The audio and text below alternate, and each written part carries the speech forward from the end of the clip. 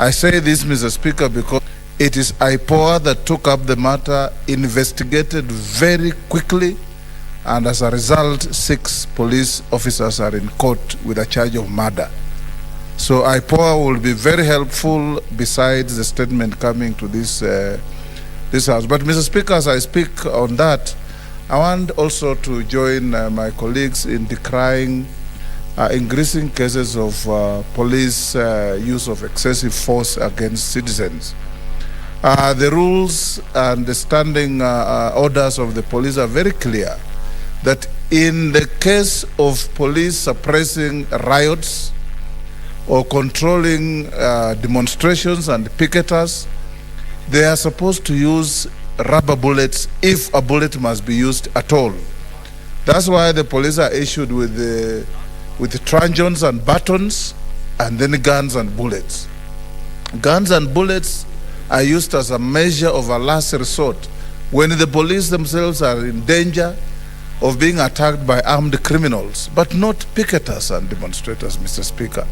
The other day when the IG appeared before our committee, he said the majority of policemen and women in this country are very good, and I agree with him. But I reminded him that Jesus had 12 disciples, 11 were good, but it's the last one that caused the whole mess of Christianity and betrayed Jesus and caused him to be crucified. And the police must also be having that last one out of 12 that brings a very bad name to an otherwise good force. The new constitution changed the structure of the police from a force to a service. And we want to see that the police are actually giving the people of Kenya a service. In countries like UK, Mr. Speaker, when you are in trouble, you are lost or you are under threat, when you see a policeman is a relief, you run to the police to protect you. In Kenya, unfortunately, when you are in trouble and you see a policeman, your troubles multiply. And this is not supposed to be the case, Mr. Speaker. We want to encourage IG Mutiambai and his team. He came in on a reformist agenda. When we vetted him, he told us he's going to leave the police force better than he found it. And we want to see that he reforms the police, weeds out the bad elements, and make the police user-friendly to the citizenry of this country. Thank you. Senator Johnson Sakaja.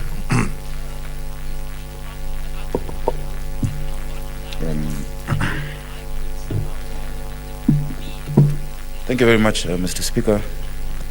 Mr. Speaker, I first want to take this opportunity to offer heartfelt condolences to the family of Alex Masharia and the people of Kahawa West, and the traders who, Mr. Speaker, have lost a friend, they've lost a family member, they've lost a brother. Mr. Speaker, we brought numerous issues, and I'm really grateful to Senator Umanga, Mama Miradi, for bringing these issues. Mr. Speaker, I'm one of the luckiest senators. I have a very good assistant senator, amongst others, who always raises issues of concern to the people of Nairobi in my delegation. What's your point of order, Senator Wetangula?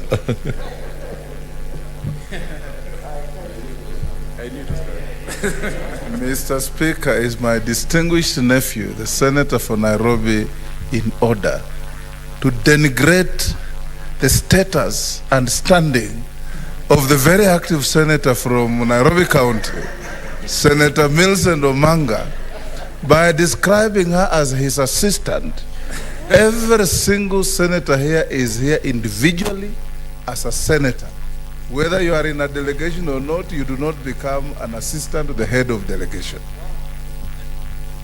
Mr. Speaker, to the contrary, I have not denigrated Senator Umanga. In fact, I have been praising her. And I've said she's a senator who assists me, and I assist her also in our work. Because Nairobi is big. Nairobi is big. I have 17 constituencies, I have 85 wards, and I have 4 million people. So I'm very lucky that we can assist each other with all the senators in Nairobi delegation, all round. and in many ways. But Mr. Speaker, really back to this very important matter. Just less than a year ago, I brought the issue of Yasin Moyo, a young man, 13-year-old boy, who was shot at his balcony in Kiamaiko. Mr. Speaker, we went further and followed up that case. It is still dragging in the courts. The police officer is being protected by the prosecution and by the police force, Mr. Speaker. It is very sad that then later, a few months later, another young man was killed again in the same Kiamaiko on a balcony, being shot by live bullets. Mr. Speaker, we brought the case of Steve Nandwa, who was killed in Kasarani during protests because of the road. And Mr. Speaker, in as much as I was able to, and I thank the government for assisting us to get more resources to do the road has been done, but that life will never be returned. Mr. Speaker, life is important. And I urge the Security Committee, really. I remember we once did a joint inquiry with the Committee on Justice on the issue of extrajudicial killings, but there is no action. I think, I don't know whether we need to amend the law, but they're a toothless dog. There's nothing that they're able to do with respect to these actions, Mr. Speaker. Mr. Speaker, the second issue is the issue of evictions and demolitions. And I'm glad again Senator Omanga has raised this, because that is why these traders are protesting. These traders are just trying to eke out a living. They have decided not to get into crime. They have decided to find a way to feed their families. They have been evicted. Mr. Speaker, the traders, when we brought the issue of Westlands from that island, I'm sure all of you know where they used to be curious. 3 years ago, they were evicted allegedly because of a road. To date, if you drive there, nothing has been done. Those people's livelihoods have been put at risk because of brick and mortar. I just want to urge the NMS and the Nairobi City County to look at Nairobi not just about buildings and brick and mortar and development, but in terms of livelihoods and lives. We have people who, Mr. Speaker, depend on this trade. There have been so many evictions in the past few months all across Nairobi, and I will bring a comprehensive statement detailing each and every one of them. Mr. Speaker, finally, on that same issue, many residents of Nairobi today are sleeping in their homes out of fear. The residents in the old council houses from Woodley, Mr. Speaker, Jericho,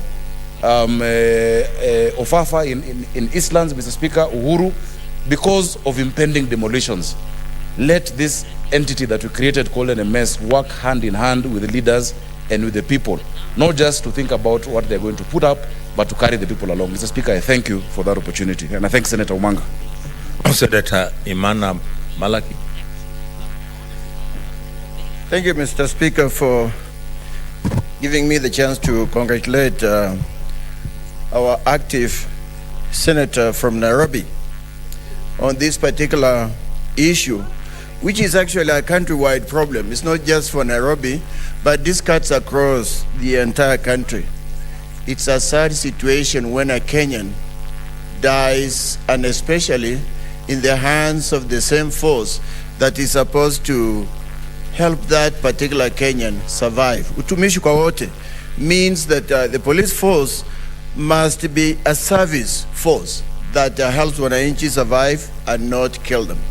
So in this particular case, it's a sad situation. I hope that some compensation is going to be given to the family of the person that's already lost their life, but it should not happen again. You know, Mr. Speaker, every time something happens, something like this happens, it is usually a problem of leadership. Leadership of the police force, poor training of the police force. They should be trained in such a way that they understand that their prime purpose is to protect the citizens of Kenya, is protect wananchi so they are safe wherever they may be. Now, I know occasions like in Isiolo, when there were some skirmishes between the Turkana community and the Meru community, it happened there was a young man there that was of the Turkana community that was supposed to act as a policeman and fire bullets into his own people who were usually on the receiving end. And I remember that kid refused to fire those bullets. Guess what? He got murdered by his own force because he did not want to do that. I remember a situation where in Lodwar, the police force, there were some young kids, some border kids who were protesting some bad incidents that were going on. They were being arrested for not having reflectors. And in that demonstration, one kid was actually gunned down by the police itself, and the person who committed that crime was actually protected by the police. Instances like this actually tell you that we do not have utumishi kwa wote. We just have a force that has become a rock, and that is usually a failure in leadership. These people are not well trained. They do not know the purpose for which they are serving. They are supposed to serve wananchi with respect. And especially in a country that is supposed to be democratic. Kenya is supposed to have democratic laws. Kenyans are free to picket. Kenyans are free to demonstrate peacefully for as long as they are not causing harm to other people or breaking property. But then to have a police force that goes in and kills is just not acceptable. So as much as Mutiambai said he's going to leave a force that is more disciplined when he leaves than he found them, I still think that the police force is going down in terms of behavior. There's a lot of harassment of wananchi, especially in my part of the world, where mamas have sometimes make busa so they can support their children who are going to school. These people get harassed. Border kids get harassed. They're supposed to pay 50 shillings for everything that they're accused of. It's very sad that the police becomes a force that is actually victimizing wananchi. So with that, Mr. Speaker, I hope that the loss of life is going to be compensated handsomely so that those that are left behind can live well. Thank you, Mr. Speaker. Senator Mwenye Haji Hakim. Asante Mheshimiwa Spika kwa kunipa fursa hii. Kwanza ningempongeza Senator Omanga kwa kuleta taarifa hii katika bunge la Senate, na tumeona kwamba Senator Omanga ni msimamizi ama ni champion wa wale ambao ni wanyonge katika nchi yetu ya Kenya. Mheshimiwa Spika, swala la polisi na kutowajibika kwa polisi ni swala ambalo limezungumziwa kwa muda mrefu hapa katika bunge la Senate. Wiki iliyokwisha tu tulizungumzia swala la kupotezwa kwa Profesa Abdulsalam na mfanyabiashara Abdul Hakim Sagar kule Mombasa. Na maajabu ni kwa watu hao wawili waliachiliwa uhuru usiku wa Jumapili na Jumamosi mtawalia. Mheshimiwa Spika, waliachiliwa katika maeneo ambayo ni mbali na nyumba zao na ni mbali na ni hatari kwa usalama wao. Kwa mfano, Mheshimiwa Spika, ndugu yetu Charargei, Mheshimiwa hafai kuzungumza na seneta mwingine wakati amempa spika mgongo. Charargei, these nomadic tendencies are very disturbing. Endelea. Thank you. What's your point of order?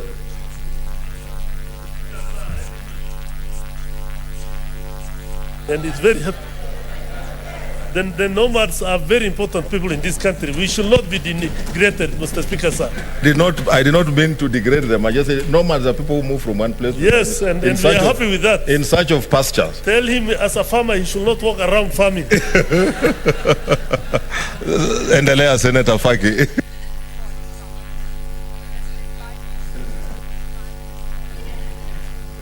Kwa hiyo Mheshimiwa Spika, ni kuwa utenda wa kazi wa polisi umekuwa ukimwilikwa mara kwa mara na bunge la Senate, na mpaka hatua muhimu zitakapochukuliwa dhidi ya polisi, Mheshimiwa Spika, hakuna jambo lolote ambalo litaweza kufanyika, kwa sababu kila wiki visa vya kutowajibika kwa polisi vinaongezeka. Mwezi uliokwisha ilikuwa ni Mombasa, juzi ikawa Nairobi, tena Nairobi, mwezi ule mwingine ilikuwa kule Laikipia. Kwa hivyo visa bado vinaendelea kutokea. Kwa hivyo Mheshimiwa Spika, ningeomba swala hili lijadiliwe sio na kamati ya usalama peke yake, lakini hata kamati ya haki na ya sheria na haki za binadamu, kwa sababu yale yanayotendeka sio kinyume cha usalama peke yake, lakini ni kinyume cha katiba yetu. Kwa hivyo kamati husika inahusiana na haki za binadamu, sheria, inafaa ichunguze swala hili. Mheshimiwa Spika, hapo awali nilipokuwa katika kamati hii, tulikuwa tumezunguka katika sehemu tofauti kuweza kuchunguza masuala ya kuuliwa kiholela kwa raia wa nchi ya Kenya. Na mpaka leo Mheshimiwa Spika, ripoti hiyo bado haijaweza kuletwa katika bunge.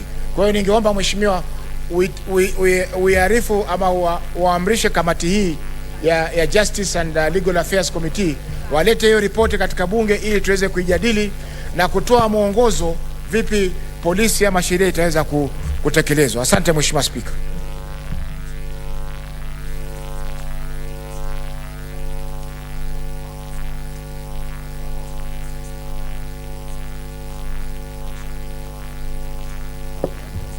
Senator Wambua Enoch, I think we should disconnect. Why did the speaker leave this today? Thank you, Madam Speaker.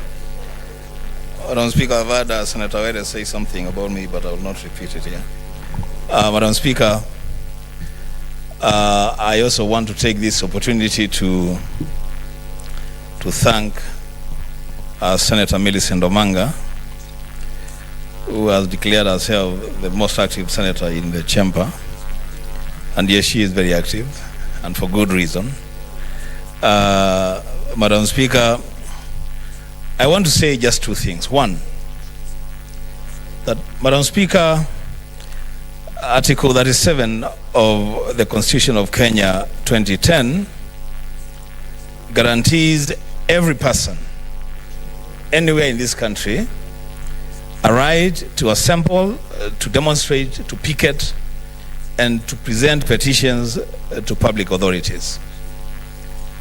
Madam Speaker, picketing is not a crime, and it cannot be that the price you pay for picketing is to lose your life.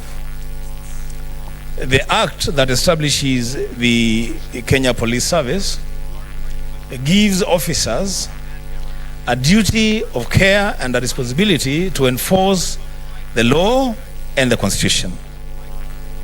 So, Madam Speaker, to the extent that a police officer would pull the trigger and cause the death of a human being on account of picketing, Madam Speaker, that is a serious violation of the Constitution of Kenya, a violation of basic rights, the right to picket.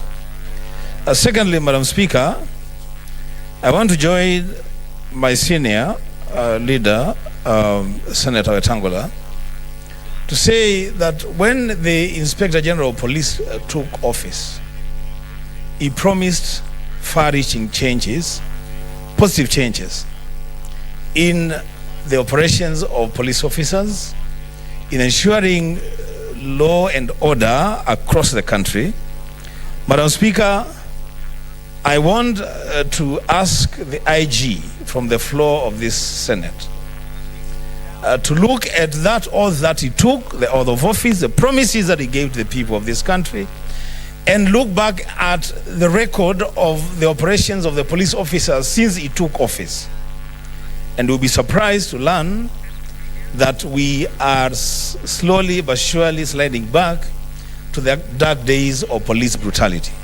Madam Speaker, from the floor of this House, we must condemn that act, and we must hold officers responsible to account for that loss and the other losses.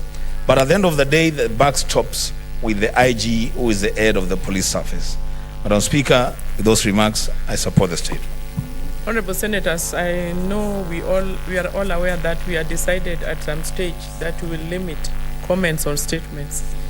And I see interest, so I'm going to give only two, and then we'll come to the end of the statement. Senator Langat Christophe Andrew. He can donate if he wants his 2 minutes. He can donate to you. Thank you, Madam Senator Speaker. Cherargei. Yeah, I'll consider. Okay, thank you, Madam Speaker. I just want to start with condoling with the families or the family of this particular man who was killed by the police from Kahawa West. It is very sad that the police, whom we are expecting to assist us to save lives, ironically, they have turned to become the risk in the society. So I want to say, Madam Speaker, that we've been speaking here almost every week on several statements concerning the police brutality in our country. I think it is high time that we get into another very serious position as the Senate, so that we may save the lives of Kenyans who are innocent and they are being killed by this particular police. And I want to plead to you, Madam Speaker, that the committee that will take over this particular matter take it seriously, and if possible, we call the Inspector General, Mr. Mutiambai, to appear before the Committee of the Whole, so that most of the questions that we have in our minds and in our hearts may be answered by him, or otherwise, if he cannot, we should call upon him to resign. I think he has been defeated, and we are actually ashamed that when he was appointed, we had really showered him here with a lot of praises. We had a lot of expectation from him, but I want to say it's very unfortunate. Killings in this particular country is rising every now and then. So I want to say that it is quite sad, and I want even to call upon him, if possible, he should resign and give another person who is capable of controlling all these issues to take over and bring peace to this particular country. If it is getting at this particular high rate at this time, what about next year when during the time for campaigns and election? It will be worse. So I want to... Senator Pogisho, Leader of Majority. Madam Speaker, I just want to begin by paying also condolences to the family of the man, Mr. Karanja, the late Karanja, and his friends and the business partners, whatever what happened in that situation is not to be condoned, it's to be condemned. And Speaker, I think any life is precious, human life, and I think that's our job, and the Constitution provides the rights of all people, all Kenyans. And so I want to commend Senator Omanga for bringing this situation, bringing this case to us, and that this will go to the committee, the right committee, and I think that the members of that committee will do a good job, like they have done. And I just want to say that we take this very seriously.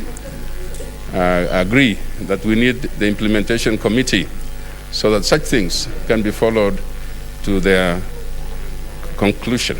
I want to thank you. Senator Malala, Senator for Kakamega.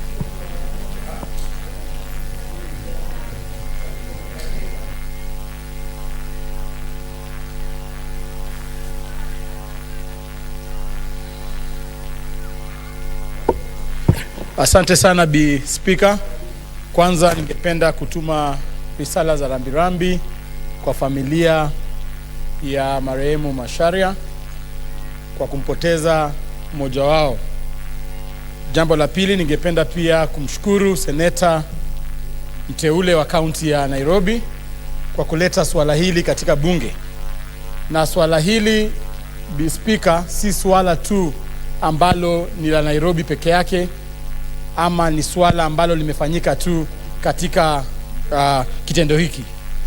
Bi Speaker, swala hili ni swala la kitaifa. Tuko na askari ambao wametumia nyadhifa zao za kuwa maaskari na kuwa katika kitengo ambacho kinaweza dhulumu watu, kuhakikisha kwamba wamedhulumu wananchi. Bi Speaker, ni muhimu sana tuanze kuangalia ile mfumo ya masomo ya askari wanapoenda katika chuo chao cha kule Kiganjo baada wamechukuliwa kama maaskari. Mfumo huo paka uangaliwe kindani. Ni lazima tuangalie ni vipengele gani wanafunzo wakiwa kule. Tuko na vipengele kama saikolojia. Askari wetu wako na shida za saikolojia. Ni lazima tuweze kuhakikisha kwamba masomo ya kisaikolojia imekita mizizi katika chuo cha kufunza maaskari wakati wanaenda kule. Jambo la pili ni lazima tuangalie pia wanakaa aje katika kambi zao. Askari wengi wako na ile kitu ambayo inaitwa mental health problems, bwana Bi Speaker. Nimeona wameshaniashia taa ya ishara kuonyesha kwamba inafaa nikuwe natimiza maongezi yangu katika kutamatisha maongezi yangu, lakini ningependa kuomba tu dakika tu moja kidogo nimalizie kusema kwamba ni lazima tuangalie ni nini hii inasumbua askari wetu, na tuangalie ni jinsi gani tunaweza tatua swala hili la kuhakikisha kwamba maaskari hawadhulumu wananchi wa nchi yetu hii. Otherwise, bwana Bi Speaker, ningependa kusema kwamba tuzidi kuhakikisha kwamba tumeweka hao askari, kwa sababu ukiangalia hata wakati ule wa maandamano baada ya kura, kuna watu wengi waliaga dunia, kuna watu wengi walidhulumiwa. Wafuasi wetu wa NASA, ile coalition iliyokuwa inaitwa NASA, waliaga dunia, lakini hakuna jambo ambalo limefanyika. Tungependa pia ile department ya DPP iangalie kwamba wale askari na pia Police Oversight Authority, wale askari ambao wanakosa nidhamu katika utendakazi wao waweze chukuliwa hatua iwezekana. Senator Sherargei Samson Kiprotich, Nandi County. Thank you, Madam Speaker. I think mine is just to condemn and expect the Committee of National Security. Madam Speaker, you are aware the CS of Interior was supposed to appear on the issue of Laikipia. As we talk, one person has been killed and 30 livestock have been stolen in Olmoran as we talk. So this thing is continuing to happening. And Madam Speaker, when I was then chair of JLAC, we were working on report on extrajudicial killing and enforced disappearances. I don't know whether that report has been tabled, and if that's in table, what are the recommendations that the committee would propose so that we don't see such occurrences going into the future? Because what is happening on Olmoran today and other parts of the country, the Kianjongoma brothers and many others, is becoming a challenge in this republic. So I hope this statement by Senator Omanga will include others, and the committee can take on its own motion, Madam Speaker, in conclusion, to try and come up with measures that can deter the rogue police, because I believe there are police that are good, but others who are rogue, they should be rooted out of the service. I thank you, Madam Speaker. And finally, Senator Murkomen Onesmus Kipchumba, Elgeyo Marakwet. Bi Speaker, nashukuru kwa nafasi ambayo umenipatia. Kwanza naanza kwa risala za rambirambi kwa jamaa na marafiki na familia ya Bwana Alex Macharia, ambaye kwa lugha ya kisasa, Bwana Bi Speaker, tunasema kwamba ni mwanabiashara ambaye anaweza kusemwa alikuwa ni hustler. Na Bi Speaker, imekuwa ni jambo la kusikitisha sana kuona kwamba polisi wetu miaka 10 baada ya kupitisha katiba mpya bado wanatumia nguvu kuumiza wananchi wa kawaida. Tunajua kwamba katiba yetu inalinda haki ya mwananchi kutetea haki yake kwa njia ya maandamano, kama vile wanabiashara wao waliokuwa na Bwana Alex Macharia walivyofanya, kuhakikisha ya kwamba wanatetea haki yao, kwa sababu Bi Speaker, kubomoa biashara za watu na manyumba ni njia ambayo tunasema ni njia duni ya nchi kama yetu ya kidemokrasia inaweza kutumia askari wake kuumiza wananchi wake. Na Bi Speaker, mimi nasema ya kwamba ingewezekana sana tungepata ile kamati yenye inaongozwa na rafiki yangu kwa hivi sasa. Kwa bahati mzuri sana Bwana Uta ndio mwenyekiti kwa wakati huu. Bi Speaker, angeweza kuchukua hatua kali sana kuhakikisha ya kwamba mkuu wa polisi anawajibika na ule waziri wa Interior anawajibika, ili sisi tusikuje tu hapa kusoma hii habari kwa bunge, kuonekana na wananchi na hakuna haki yenye imetendeka. Tunataka tuone ya kwamba polisi wetu wanawajibika kwa njia ambayo wanafanya kazi yao na wanalinda maisha ya mwananchi wa kawaida. Bi Speaker, nashukuru Mheshimiwa Omanga kwa kuchukua nafasi hiyo kutetea Bwana Macharia na familia yake na wale wote ambao wamegandamizwa kwa kutumia nguvu, kwa polisi kutumia nguvu. Asante Bi Speaker. Thank you, Senators. I think that brings us to the comments on that statement. And the next statement, and I think it stands committed to the committee, the relevant committee. Statement by Senator Johnson Sakaja.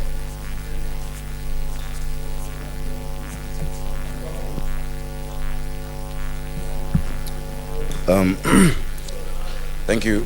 Thank you once again, Madam Speaker. Madam Speaker, I rise pursuant to Standing Order 48-1 to seek a statement from the chairperson of the Standing Committee on Health on the status of Mbagathi Hospital in Nairobi City County. Madam Speaker, there have been numerous complaints on the quality of services being offered at this facility and concerns about some of its structures that need urgent rehabilitation and innovation. Currently, Madam Speaker, because of the centralized procurement, there is shortage of drugs. As we speak today, and I'm sure today, there is no nitrous oxide that is used in the theater and basic supplies. Madam Speaker, this facility serves thousands of residents of Nairobi, especially those from informal settlements and low-income areas, but has been neglected and not given priority as required, despite the huge budgetary allocations on health. The NMS should be held accountable as a health function is their responsibility. So, Madam Speaker, I would like to request the chairperson, in his detailed response, to address the following specific issues that require urgent attention. Number one, the chairperson should give an explanation as to why there's a shortage of nurses and critical care specialists, and what action is being taken. As we speak, there is only one special critical care specialist, and there's a shortage of nurses. Number two, explain why the 2 ICU machines and equipment have been gathering dust at the stores at Mbagathi for months and have not been installed, yet that is a critical service that the residents of Nairobi deserve to be getting. Number three, what the NMS is doing to ensure that there is a consistent supply of pharmaceutical and non-pharmaceutical supplies at the hospital. And as I've mentioned, basic drugs are not available, and supplies like the nitrous oxide. Finally, Madam Speaker, to give a time frame as to when the tent that is being used for isolation and treatment of COVID-19 will be sorted out. Madam Speaker, if you go there today yourself, you'll see the status is deplorable, starting from the floor to everything around it. Madam Speaker, I brought this statement because in addition to the issues, today... Do you want to debate your No, statement? I'm giving you context. I'm giving context. The statement, you just read it and others will make comments. No, I'm not talking about... Why don't you listen? You're not talking on the same? No. Okay. Madam Speaker, the health committee members will tell you that today the NMS came to the health committee and were giving answers to a similar question from Senator Kwamboka, who's also one of the assistants, the senators we assist each other with in Nairobi. But the answers were all, the answers were vague and one-liners. And that is why I've now brought this in detail, so they don't let them go away without giving detailed responses, Madam Speaker. That is the only context I'm giving. I thank you for this opportunity. I'll allow a very few, maybe. What's your point of order, Senator Ali? Point of information, Madam Speaker, I want to inform the Honorable Senator. Inform him, and it's already through. And yes, but it's concerning the same issue because I'm a member of the committee. Okay. We disagreed with what they brought, and we have told them that they should come up in the next 2 weeks with a proper answer, and very well informed and very detailed. So I'm sure his statement will help in that. On the same subject on Mbagathi. Yes, so we had a meeting with NMS this morning, but today. Okay. But they didn't come with proper answers. So that, but we have told them we don't want one-line answers. We want proper, comprehensive answers concerning the ICU, concerning the issue of oxygen, concerning the whole hospital and what happens in that hospital. Thank you. Yeah, so you have enriched that statement. Yeah, in the next two weeks we'll have an answer. Fine, I will allow a few comments because we have a lot of work before us, senators. Senator Murkomen Onesmus Kipchumba.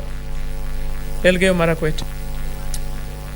Bispika, ile swali imeletwa na Bwana Sakaja ambaye ni seneta wa Nairobi, ni swali ya maana sana. Kwanza kabisa, hali ya afya kwa kaunti zetu, sio tu Nairobi County, lakini kaunti zote taifa hii iko na shida kubwa sana. Sijui Kisumu County penye unatoka Speaker, lakini Elgeyo Marakwet penye ninatoka, ile kazi ilifanywa na county governments ama county zetu ama serikali zetu za majimbo kwa mula ya kwanza ya ugatuzi ilikuwa ni bora kuliko ile kazi wamefanya kwa ile mula wa pili. Aswa magavana wale wanafanya kazi kwa wanamaliza term yao ya pili. Nilikuwa Elgeyo Marakwet weekend, Madam Speaker, na ile referral hospital ya Iten iko kwa hali hatari sana. Hatari sana. Wagonjwa wengi wanalala chini, wanakusanywa pamoja, wale wako na COVID na wale hawana COVID. Hali ni hivyo hivyo huko Kitui, Speaker. Tuliona juzi na ndugu zetu Wambua alituonyesha, na sisi tuliona kupitia hata runinga na habari ya kwamba mahospitali ya Kitui hata mbuzi wanakaa huko ndani, Speaker. Mahospitali ya Kitui, Speaker, unapata ya kwamba wagonjwa wamerundikana kwa nyumba moja. Na nilishangaa juzi gavana wa Kitui amenunua malori ya kupeleka mbuzi, lakini hana magari ya kupeleka Speaker, wagonjwa, maambulance ya kupeleka wagonjwa hospitali. Unajua ni kwa nini, Speaker, kaunti nyingi hawaweki pesa nyingi kwa mambo ya afya na hospitali? Ni kwa sababu zile dawa zinanunuliwa kwa hospitali haileti ile makandarasi ya kuleta pesa ya kuibwa na magavana na wale wanafanya kazi kwa kaunti. Kwa sababu kazi ya afya haina njia ya kuiba kupitia kujenga.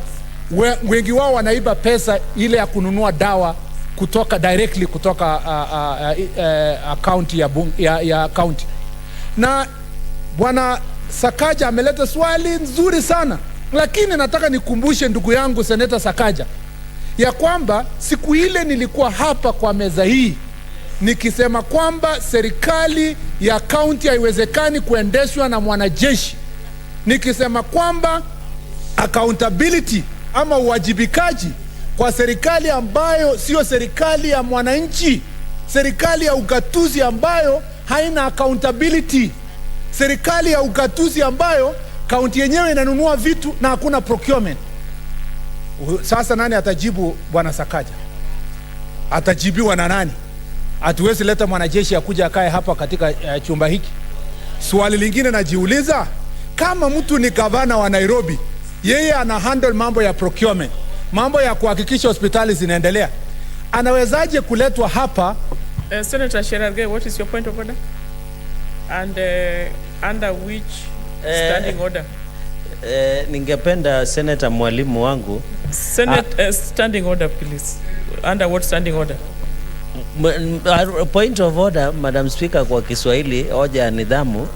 Ningependa kuuliza Mheshimiwa Senator wa Elgeyo Marakwet mwalimu wangu Senator Murkomen akisema jeshi, ni jeshi aina gani? Kwa sababu Kenya hii tuko na jeshi la wakofu, tuko na jeshi la mahasla, tuko na jeshi la ingekuwa vyema afafanue kwa sababu wa Kenya wasiweze kuchanganyikiwa. Hilo ndio hoja ningeuliza Mheshimiwa Speaker. Senator Murkomen, be clear.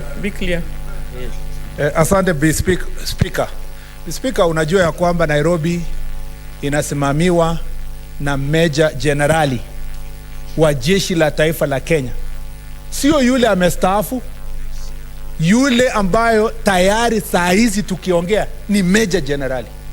Na siku ile tuliambiwa ya kwamba Nairobi County imewekwa kuongozwa na Meja Generali. Swali nilileta hii bunge nikauliza, inawezekanaje tulete majeshi yetu ambao wanaheshimika dunia mzima waingie katika nyanja za siasa ya kufanya mambo ya executive, ya kusimamia mambo ya procurement, Speaker? Na hivi sasa ni hata swali hili Senator Sakaja, najiuliza tu swali, itawezekana Senator Mbito kuita Meja Generali akuja ulize maswali katika hii chambers, Speaker? kwa sababu kwa muda wote tangu Nairobi ikuwe na NMS, Senator Alake, what is your point of order? Hakuna siku Meja Jenerali ameitwa na kamiti yoyote ya hii seneti na akaweza kuja hapa.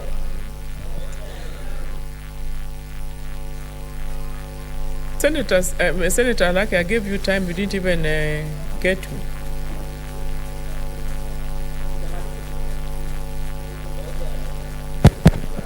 Thank you very much. Madam Speaker, my point of order is one of relevance. How is it that the fact that somebody is in the army relevant to execution? If there's one execution that is perfected around the world in procurement, is actually military procurement. So we cannot say that the military it's not relevant. Senator Sakaja, what's your point of order? Niko na hoja la nidhamu, kwa sababu ingawaje nakubaliana na mambo mengine yenye Senator Murkomen anasema, sitaki ampotoshe huyu Meja Jenerali afikiria ati hafai kuja kwa Senate. Lazima awajibike, na katiba inasema wazi ya kwamba tunawezaita kila mtu. Leo nafikiri alijiwasilisha kwa kamati ya afya, na lazima ajue ya kwamba atajibu maswali. Tulimpa nafasi afanye kazi, tukampa nafasi waanze, lakini vile mambo inaenda lazima akuje awajibike kwa Senate, na watu wa Nairobi wana maswali mengi. So Senator Murkomen, usimpotoshe afikirie kwa sababu Murkomen amesema jeshi haiwezi kuja, aache kuja hapa. Lazima aje na apeane majibu kwa watu wa Nairobi. Lakini hiyo changamoto ambayo imepatikana, na nakubaliana, ndio maana sasa mwaka ujao nitakuwa gavana na mimi si mwanajeshi. Mimi kama raia wa kawaida tutaendelesha vitu vizuri. Senator Murkomen, please wind up. Ninakubaliana aswa kabisa na Senator Sakaja kwamba kisheria hakuna mtu awezi akaitwa seneti hii awajibike. Hiyo ni kisheria na hiyo ni haki, na lazima huyo Meja Jenerali afike kamati za bunge ajibu maswali. Lakini Mr. Speaker, tumekuwa hapa jana tukipitisha hoja tukisema kwamba mawaziri wamekataa kuja katika makamati za seneti, wamekataa kuja seneti. Mr. Speaker, kama mawaziri hawakuji katika, na wao ni civilians, na sasa huyu Meja Jenerali, Mr. Speaker, hiyo ndio changamoto nilikuwa nasema ya kwamba haifai kamwe kabisa makosa kama hii imefanyika katika Nairobi County ifanyike tena, ya kwamba watu ambao they are still, I wish he was a retired general. Ingefaa, Mr. Speaker, now you are spoiling. Namaliza. Nasema kama angekuwa mtu ambaye amestaafu, generali ambaye amestaafu, ingekuwa rahisi sana afanye kazi yale ambayo tunasema ni kazi ya mwananchi wa kawaida. Lakini lazima tuheshimu wanajeshi wetu, tuwaondoe katika siasa kama hizi za Nairobi, na kwa miaka zijazo tusijipate katika shida kama hii yenye Mbagathi Hospital iko nayo. Na kwa hivyo nataka nisisitize kamati yetu ya afya, najua naibu mwenyekiti yuko hapa. Senator wa Wajia ni mwenye kumbe alisushwa daraja, yeye sasa ni mwanakamati tu. Katika enzi zangu alikuwa mtu mkubwa, katika uongozi wangu alikuwa mtu mkubwa. Kwa hivyo Mr. Speaker, ningependa kusema ya kwamba tunaomba kamati ya afya ihakikishe ya kwamba kaunti zetu siwajibike kwa mambo ya afya, ili tuweze tukapeleka taifa letu mbele. Asante Mr. Speaker.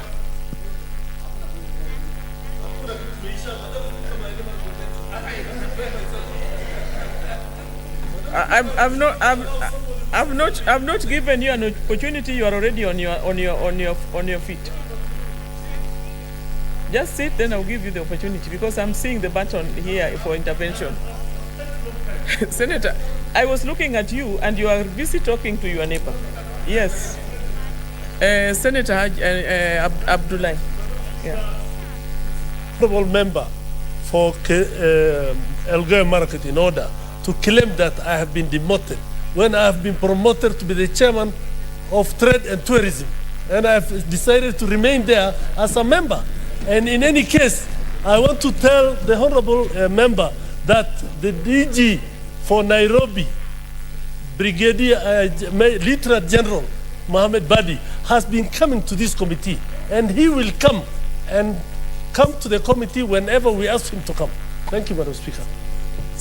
As comment be informed accordingly. Now, members, there's a lot of interest. That was information.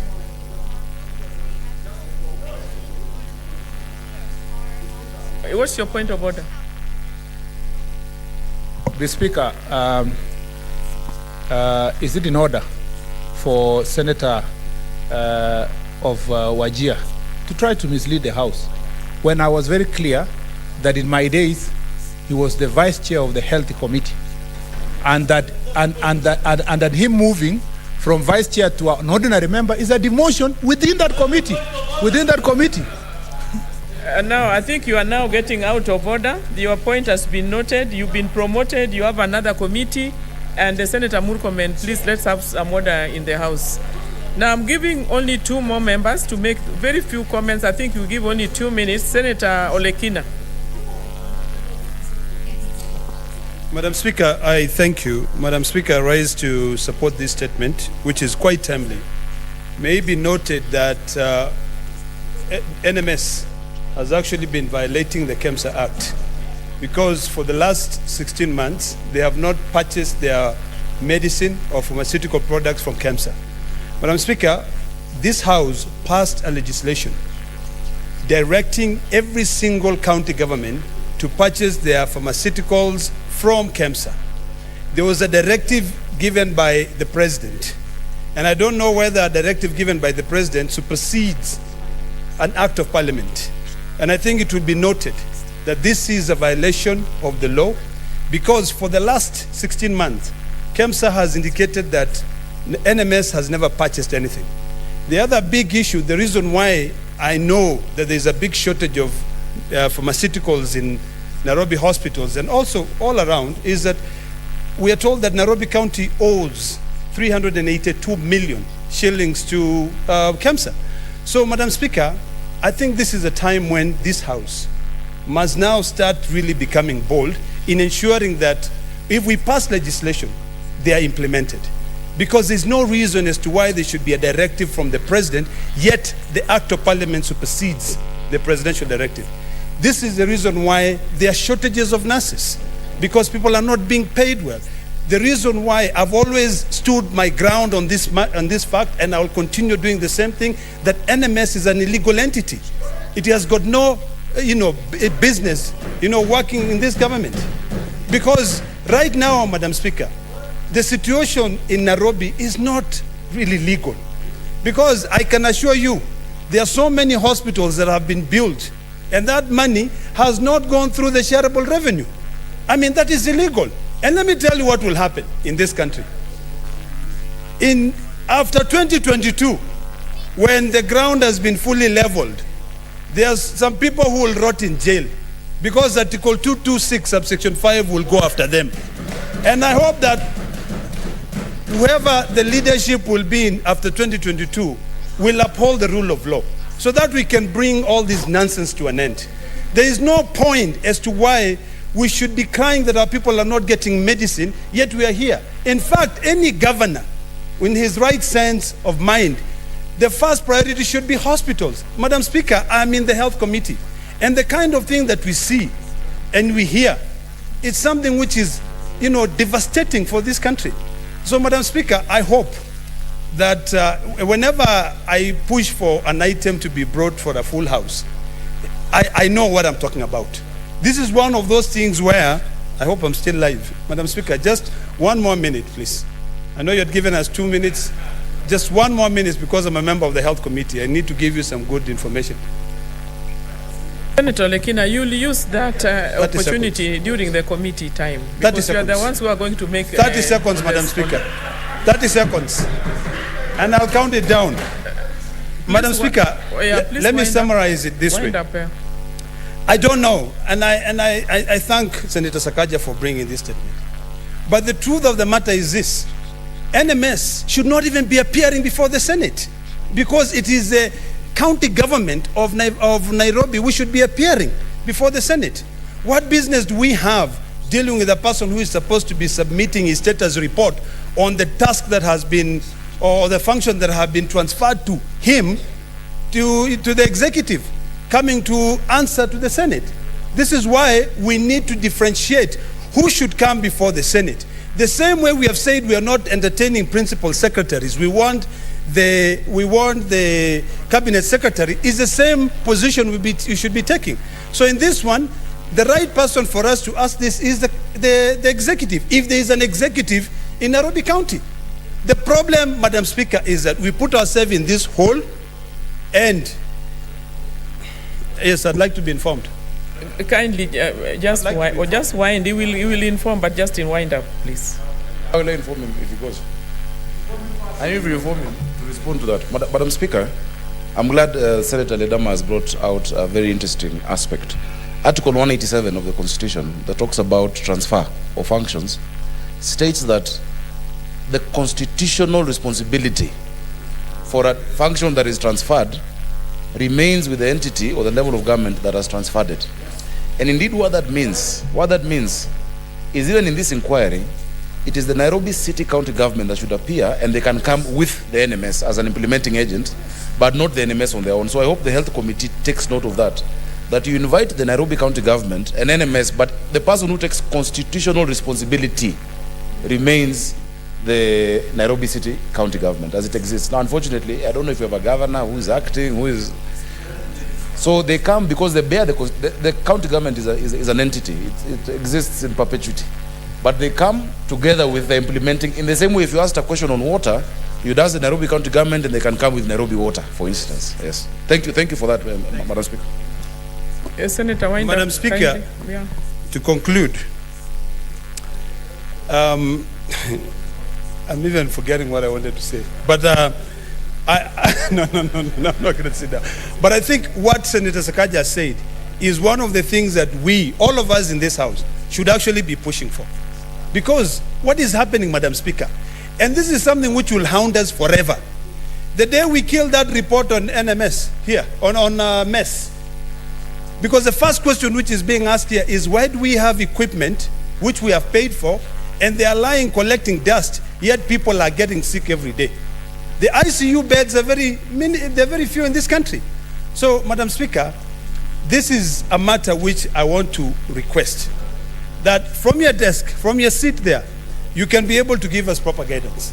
And I'm happy that I heard when I was coming in that now we're now looking under the implementation committee, because each committee has been self-implementing, but this is a matter that we now need to follow up, because even though we killed the report on NMS, Senator, on MES. We've been very lenient with you. Kindly, just wind up. All right, finally, Madam Speaker, I thank you. Finally, Senator Ombo. Thank you, Madam Speaker. I am hoping and praying that I'll get the same leniency as Senator Ledama. But, Madam Speaker, to just point out, and Sakaja, I wanted you to listen to this because it's important. You know, this is not just about health. But, Madam Speaker, this must be about all the functions that are being transferred from the county government of Nairobi to the NMS. And I say this, Madam Speaker, because today senators will contribute to this statement on account of how they are aligned either with NMS or with the county government of Nairobi. But, Madam Speaker, when finally the chips are down, somebody will be held accountable on both the process and the outcome.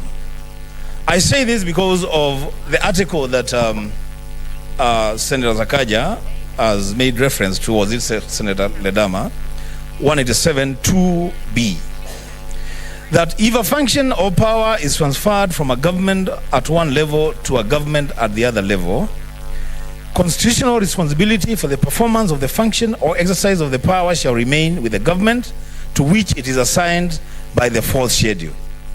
The fourth schedule assigns health to the county government of the Nairobi City County. And the fourth schedule does not know any institution or any person called NMS. So even as committees entertain contributions and submissions from NMS, they must be guided by that article. Secondly, Madam Speaker, and I will ask for 30 seconds, on the matter of the health status in Kitui County, I brought a statement 2 weeks ago here to the Committee on Health, and I demonstrated how goats and sheep and donkeys are taking refuge in facilities that are supposed to be health centers and dispensaries. The Health Committee committed to visit the county and bring to this house a report on status of health in Kitui County. Madam Speaker, the people of Kitui County are still waiting for that report, for that visit. They don't care who the chairman of the committee is, who the vice chair is, who has been demoted or promoted. They want health, and they want a report from this Senate. I thank you, Madam Speaker. Thank you, Senators. I think that brings us to the end of that statement, and I stand committed to the relevant committee. Senator Majority Leader. Senator Pugisho.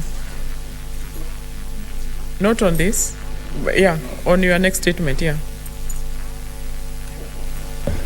Thank you, Madam Speaker, thank you. I think, Madam Speaker, some of the things to take note of before I read this one. And I see Senator Murkomen has left, but I think we should be able to control how much someone can bang our furniture and almost breaking them.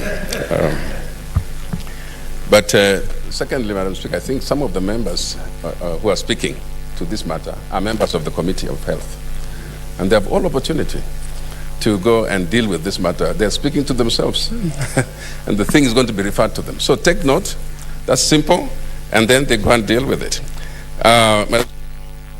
Short report, a statement by Senate Majority Leader on the business of the week. Madam Speaker, pursuant to Standing Order 52.1, I hereby present to the Senate the business of the Senate for the week commencing Tuesday, 28 September 2021. On Tuesday, Madam Speaker, on Tuesday, 28 September 2021, the Senate Business Committee will meet to consider the approve the business for the week. Subject to approval by the committee, the Senate will consider bills at the second reading stage, bills at the Committee of the Whole stage, and motions on reports filed by select committees.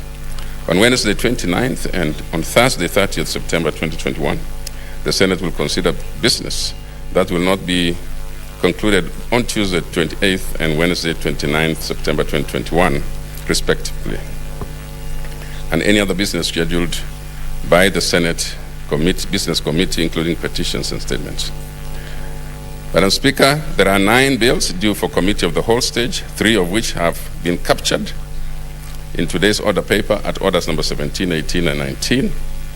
There are 22 bills due for second reading, of which a number have been captured in today's order paper from order number 9. Additionally, motions filed by the committee chairpersons and individual senators have also been listed in the order paper. These bills, Madam Speaker, and motions have been allocated slots in weekly program of Senate business. However, for one reason or another, the Senate is unable to proceed as scheduled in the weekly program. I therefore urge respective movers to be available in the Senate whenever their business is listed on the order paper, to ensure that the business is transacted before the close of the 5th session in December 2021. Standing committees are encouraged to hasten consideration of bills referred to them and to table reports thereon. Committee chairpersons and individual senators proposing amendments are to be available in the chamber to move the same at the Committee of the Whole. I wish to applaud committees for their efforts in processing filed statements and petitions referred to them. However, there is still a high number of petitions, totaling 48, still pending conclusion in the Senate. I urge respective standing committees to expedite consideration of the petitions and any other pending business and table reports pursuant to the standing orders. Madam Speaker, in conclusion, the Senate leadership, in consultation with the proposed reconstitution of select committees, is consulting on the proposed reconstitution of select committees. This is obviously a matter of interest to every senator, and I assure the House that the changes proposed are geared towards enhancing efficiency and effectiveness in the committees. I request for patience as the leadership of the House finalizes on this matter. Madam Speaker, I thank you and hereby lay the statement on the table of the Senate. Thank you. Senator Kajwang, what's the point of order? Madam Speaker, I rise pursuant to Standing Order 191 that talks about composition of select committees, which goes further to say that a select committee shall consist of an odd number of senators, more than 9. And Madam Speaker, the Leader of Majority has requested for patience as the leadership consults on the constitution of committees, but the devolution committee is not functional as a result of that standing order. The devolution committee lost Senator Kabaka, lost Senator Prengei, and Senator Mwaura. And so we are unable to hold meetings. And Madam Speaker, devolution committee could be among the most important committees in this House. Could I request the leadership that if the matters of allocating members to other committees is taking time and requires consultation, let them bring a motion next Tuesday specific to the devolution committee, so that we are able to handle the statements, we are able to handle the bills. We are currently handling bills relating to transfer of functions, which was the point of discussion in the statement brought by Senator Sakaja. Madam Speaker, I want to urge the leadership to prioritize the devolution committee so that the other issues of moving people from one committee to the other can take as much time as the House wishes. Thank you, Senator. Senator Nderitu, John, you have an intervention? Okay. I can see you have an intervention. Yes. Madam Speaker, I agree, because the core mandate of this House is devolution, Madam Speaker. Our work is to protect the interest of our counties. And Madam Speaker, from where I sit, if that committee is not functional, which I was chairing, and is not functional now, it means this House is almost grinding to a halt. But what I would request the majority leader, why don't you then fill devolution committee as you try to consult on the others? Maybe put, you can put in members in devolution committee so that at least it can continue running. Thank you, Madam Speaker. Senator Sherargei, what's your point of order? Madam Speaker, I remember the minority leader when I think you were on the seat, Speaker, at that time, Madam Speaker. The minority leader he requested that those motions were being deferred and then it goes to committee to Kamkunji for so that we build a consensus. So I think I remember maybe Senator Moses Wetangula was attending exigencies of duties, and therefore he might not have gotten the memo. But as far as I know, we agreed that the reconstitution of committees, Madam Speaker, should be done with consensus. But if it comes the way it comes, I can assure you it will fall flat the way it was. The minority leader tried to rescue by deferring them. But if they want to bring it now, Madam Speaker, respectfully, we will shoot the same motion down. Senator Wambua Enoch. Madam Speaker, I hear what Senator Kajwang is saying. In fact, Madam Speaker, what I will be proposing myself is that as things stand now, the devolution committee is so critical. The government is in the process of distributing relief food and the drought mitigation fund across the country. The criteria being used, we don't know. This is about counties. I saw yesterday the Minister for Devolution distributing food to some counties, and my county was not in that list. Madam Speaker, can I ask that maybe Senator Kajwang should actually bring a motion, if that's what needs to be done, for his committee to be properly constituted irrespective of what the majority leader will do on the other committees, so that the devolution committee can get down to work, ensure that all Kenyans who are deserving of the drought mitigation fund, that fund reaches to those Kenyans, as the majority leader prepares to do whatever else they want to do with the other committees. I thank you, Madam Speaker. Thank you, Senator. Senator Wetangula Moses, Senator for Bungoma.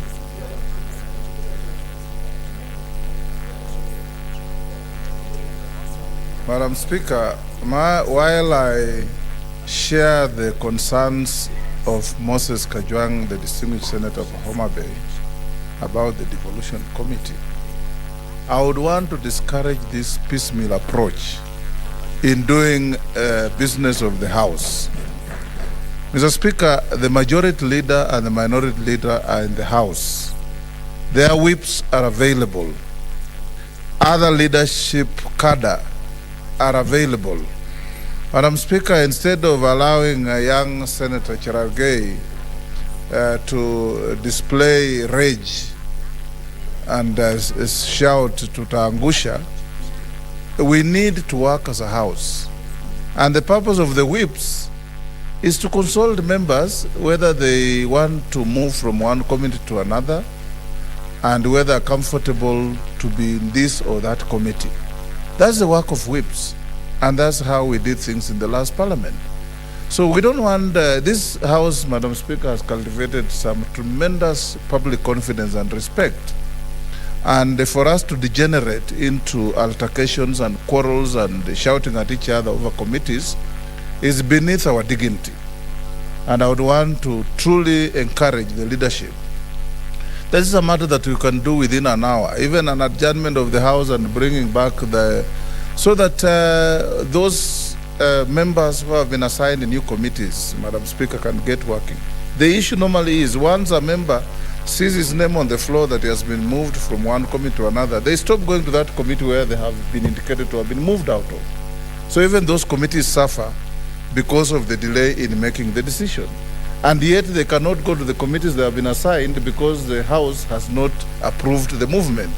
So it cuts both ways. As devolution is suffering, other committees are also suffering. Even if a committee is properly constituted, but constantly meetings are attended by only 3 senators, it also undermines the credibility and confidence of the committees. So I want to really urge distinguished Senator for West Pokot and Siaya, as the leadership of the House, to get their whips in order and get things done. Senator Orengo had suggested a Kamkunji, which is a good idea, so that those who have rage and anger like young Cherargei can be able to ventilate and be brought to order through explanation, of course, so that we can move forward. Thank you. As Senator Minority Leader, Senator James Orengo. Madam Speaker, I speak to this only because on Tuesday, when the matter came before the chamber, and I was here, and there were separate motions for committees and the panel. And that motion regarding the panel, I think that went through. And that's why Senator Kenywa was sitting on the chair yesterday. But I can assure you, had we moved with the motion in respect of other committees, including devolution, it would have been shot down.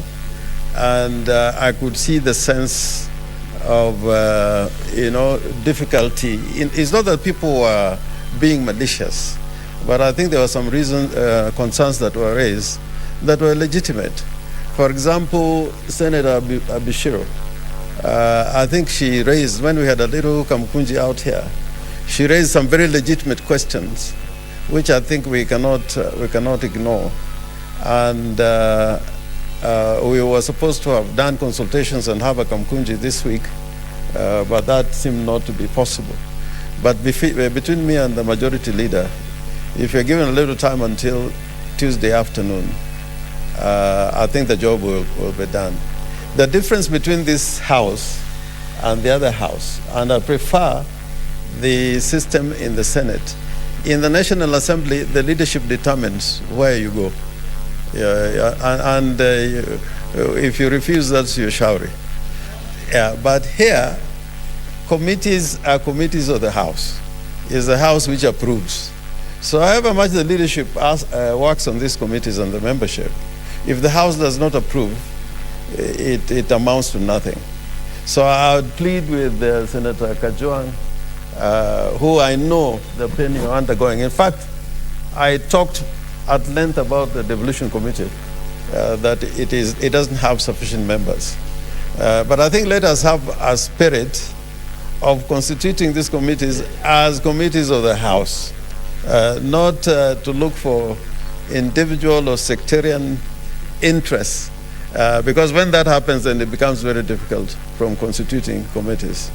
I would also plead that, and I'm also a culprit as far as that question is concerned, sometimes you move somebody from a committee without consultations, and you do not know that that particular person has a professional or almost a devotional interest to a particular committee. So when you do that movement, it becomes extremely difficult. So I hope working together with the House and with the leader of majority will accomplish this process by Tuesday afternoon. Thank you.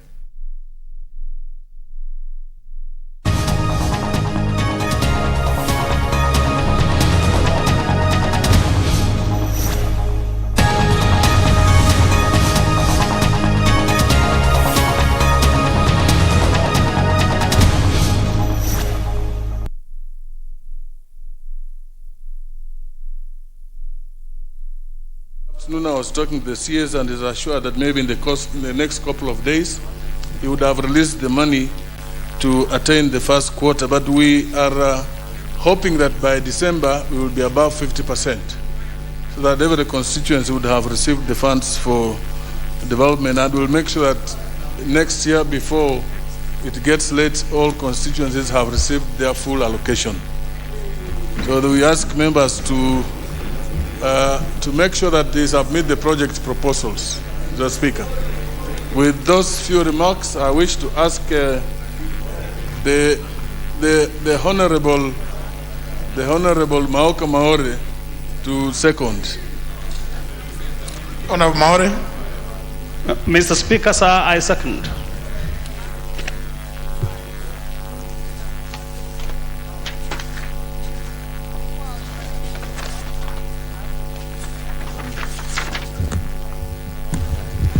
Honourable members, I propose a question, which is that pursuant to the provisions of Section 43, subsection 4 of the National Government Constituencies Development Fund Act 2015, and paragraphs 5, subparagraph 2 and 10 of the National Government Constituencies Development Fund Regulations 2016, this House approves the list of nominees for appointment to the following 3 constituencies committees of the National Government Constituencies Development Fund, laid on the table of the House on Tuesday, August 3rd, 2021, and Tuesday, August 17th, 2021, respectively. The constituencies being Nambale constituency, 1 nominee, Trifosa Ngobiro Muyondi, female youth rep, and Sirisia constituency, 1 rep being David Watwati Bunguswa, male adult representative, and 7 nominees into the Mponchari constituency as listed on the order paper. I put the question. Unless the members from those constituencies have objections. You have objections? But just to, I mean,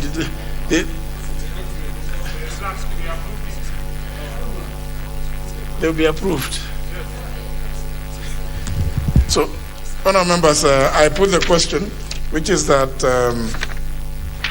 pursuant to the provisions of Section 43, Subsection 4 of the National Government Constituency Development Fund Act 2015 and paragraph 5, subparagraphs 2 and 10 of the National Government Constituencies Development Fund Regulations 2016. This House approves the list of nominees for appointment to the following 3 constituencies of the National Government Constituency Development Fund, laid on the table of the House on Tuesday, August 3rd, 2021, and Tuesday, August 17, 2021, respectively, being Nambale constituency, one rep, and the Sirisia constituency, 1 rep, and 7 representatives into the Ponchari constituency committees. Will as many as that opinion say aye? As many as contrary opinion say nay? The ayes have it. Next. Order number 13, the draft election campaign financing regulations. Motion, the draft election campaign financing regulations. The Vice Chair, Committee on Delegated Legislation, Honorable Njagagwa.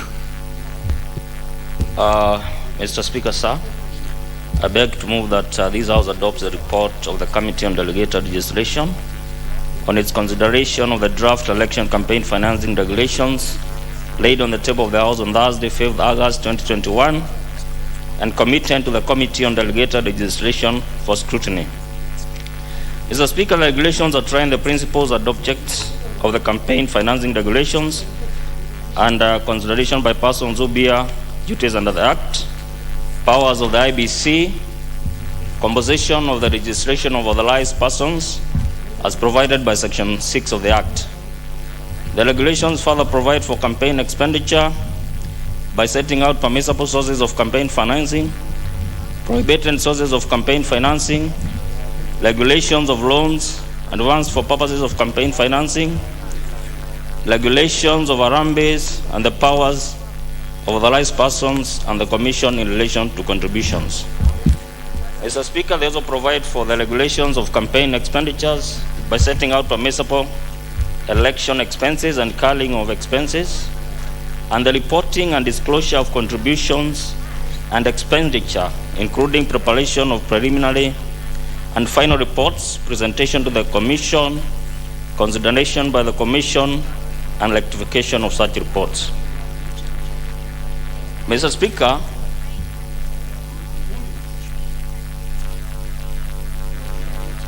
who? I did. I said I beg to move.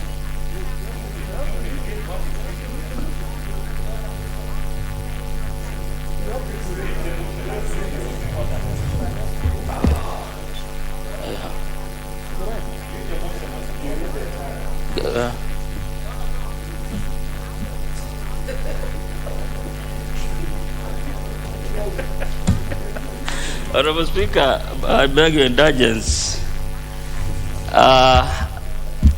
The draft elections campaign financing regulations motion.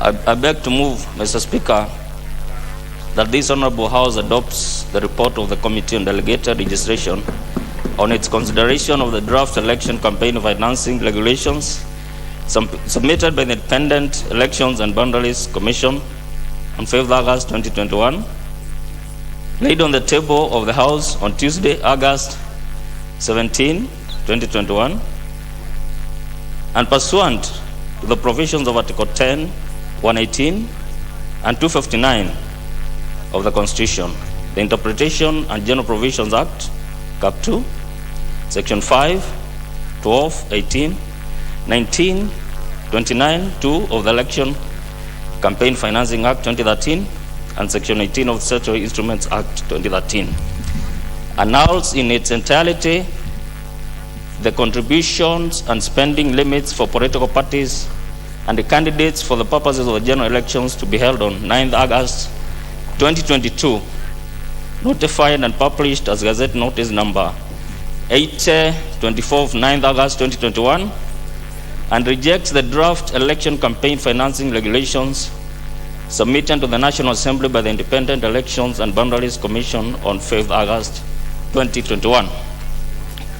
Mr. Speaker, like I stated the object, the reasons of that draft regulations, It sought and seeks to regulate the loans, campaign financing, alarms, and the reporting by persons seeking to be elected as members of various positions. Mr. Speaker, the background is that on 2016, the IBC submitted a set of regulations relating to the campaign financing which did not conform to the Constitution. And they did not conform to the Election Campaign Financing Act and the Statutory Instruments Act, which were hence annulled by Parliament. The House then, Mr. Speaker, rejected the draft regulations campaign financing 2016 as they contravened Section 5 of the Election Campaigning Act 2013 and resolved that the Committee of Justice and Legal Affairs introduces relevant legislations to amend the appropriate reports sections of Election Campaigning Act 2013.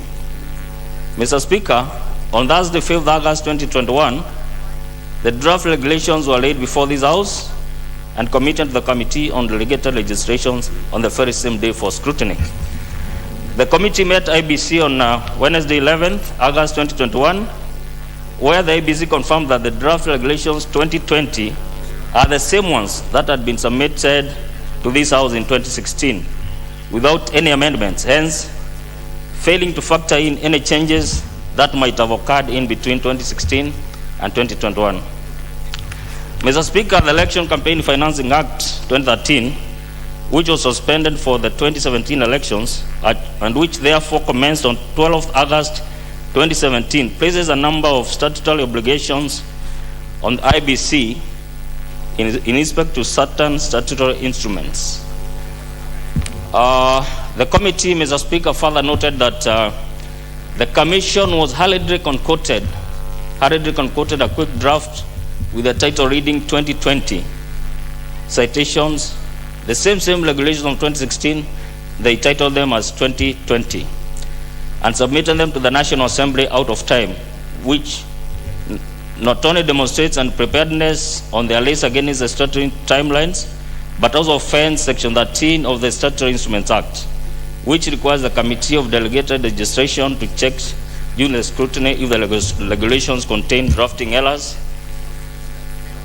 or other elucidations. Honorable Speaker, the committee having gone through and met IBC, we picked out certain salient issues. Unlike regulations made under other statutory sections, Section 29(1) of the Election Campaign Financing Act 2013 requires that the regulations made by the Commission under the Act ought to be read before the National Assembly and approved by the House before they are published in the Gazette. This is an affirmative resolution by the House. Therefore, the latest possible timeline that IBC ought to have placed this regulation before us was Monday 9th, 2021, since the elections are on 9th August 2022. Honorable Speaker, on observations, the committee, upon scrutinizing the Election Campaign Financing Regulation 2022, in accordance with the Constitution of Kenya, the interpretations of the General Provision Act, Cap 2, the Election Campaign Financing Act 2013, and the Statutory Instruments Act 2013, number 23 of 2013, observed 1, that Section 5A of the Election Campaign Financing Act requires that IBC makes rules to regulate election campaign financing at least 12 months before the next general elections. On the contrary, the IBC submitted the draft regulations very late in the day, which would not allow the committee time to consider them with the set timelines as per Section 13 of the Statutory Instruments Act. Number 2, Mr. Speaker, IBC has not made any rules under Section 5 of the Act as required by law. Neither have they submitted the same to the National Assembly as required by Section 11(1) of the Statutory Instruments Act, which stipulates that all statutory instruments must be submitted for scrutiny. Number 3, the committee noted with concern the unjustifiable delay in submitting the instruments contrary to Section 13J of the Statutory Instruments Act 2013. Number 4, the committee noted the draft regulations 2020 are the same ones that were submitted in 2016 without any amendments, hence failing to factor in any changes that might have occurred in the course of the 4 years.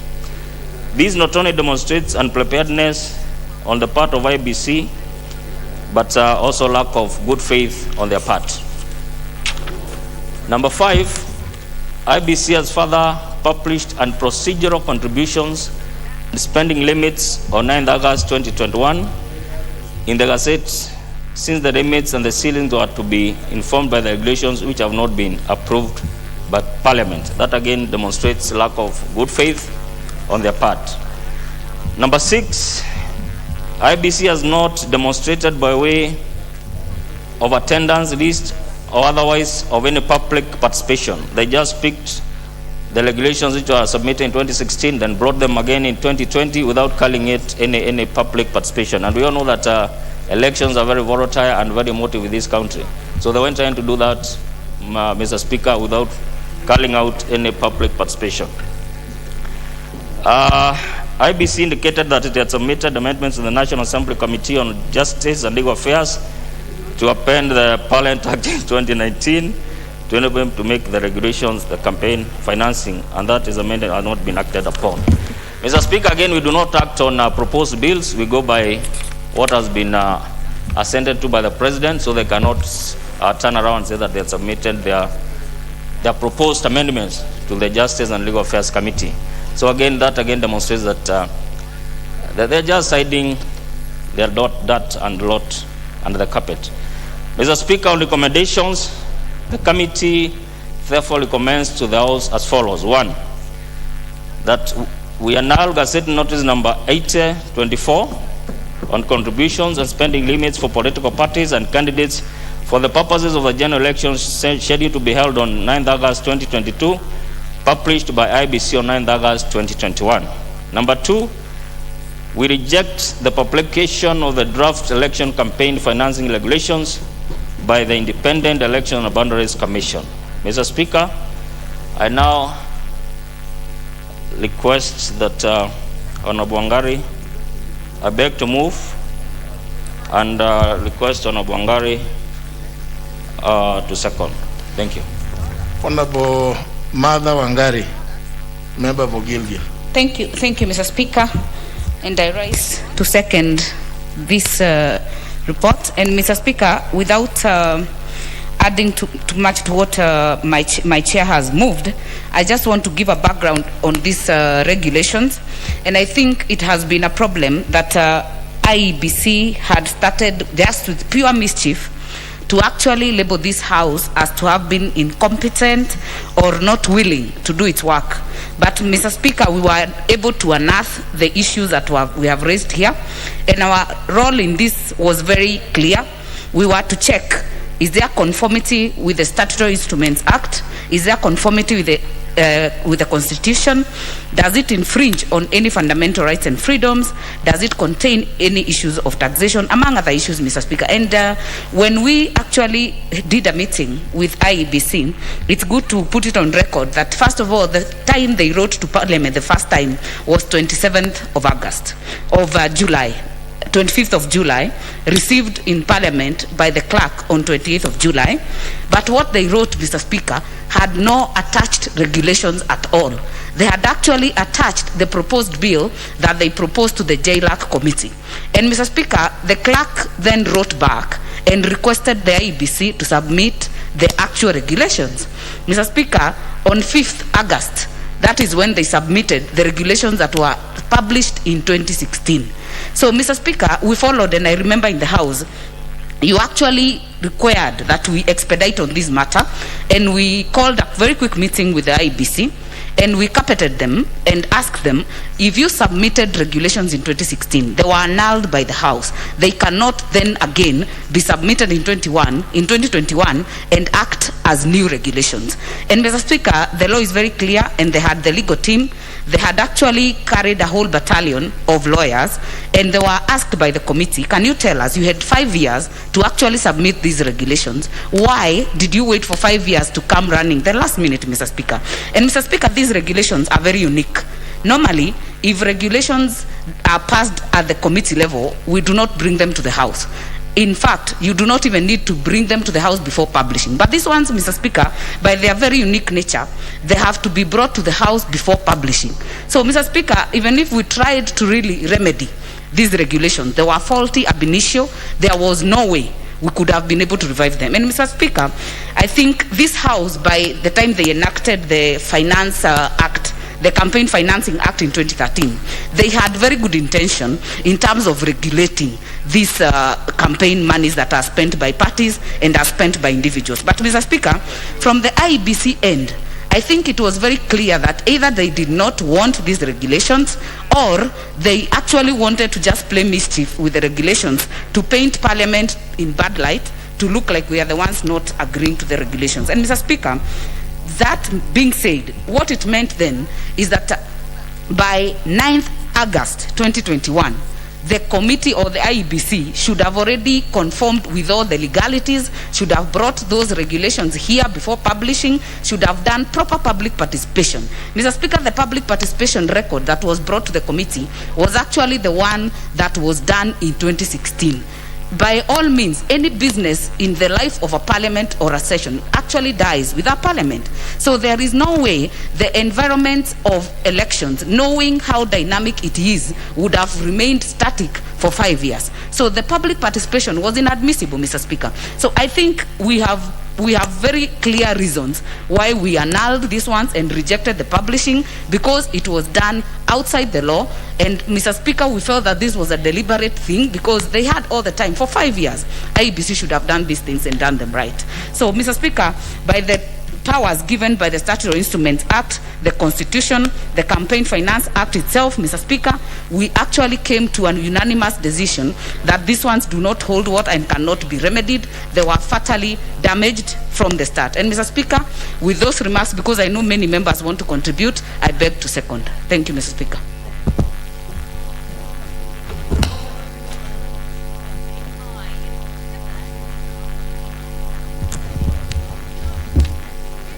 Honour members, I propose the question that this House adopts a report to the Committee on Delegated Legislation on its consideration of the draft election campaign financing regulations submitted by the Independent Electoral Boundaries Commission on the 5th of August 2021, laid on the table of the House on Tuesday, August 17, 2021, and pursuant to provisions of Articles 10, 118, and 259 of the Constitution, the Interpretation and General Provisions Act, Chapter 2 of the Laws of Kenya, Sections 5, 12, 18, 19, and 29, Subsection 2 of the Election Campaign Financing Act of 2013, and Section 18 of the Statutory Instruments Act 2013, A, annuls in entirety the contributions and spending limits for political parties and candidates for the purposes of the general election to be held on 9th of August 2022, notified and published as Kenya Gazette Notice number 8024 of 9th August 2021, and B, rejects the draft election campaign financing regulations submitted to the National Assembly by the Independent Electoral and Boundaries Commission on 5th of August 2021.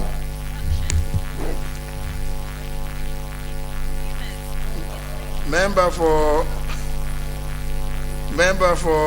Emwaya. First, thank you, Honorable Speaker, for giving me this chance to make a contribution on this particular report, and on the onset support the report. That when this matter came up and was hot in the air that particular time, Honorable Speaker, it looked like Parliament was in one way or another not willing to enact these regulations, and this created an atmosphere that sounded like in one way or another the Parliament is unwilling or would be favored if it did not pass these regulations. But that was not true.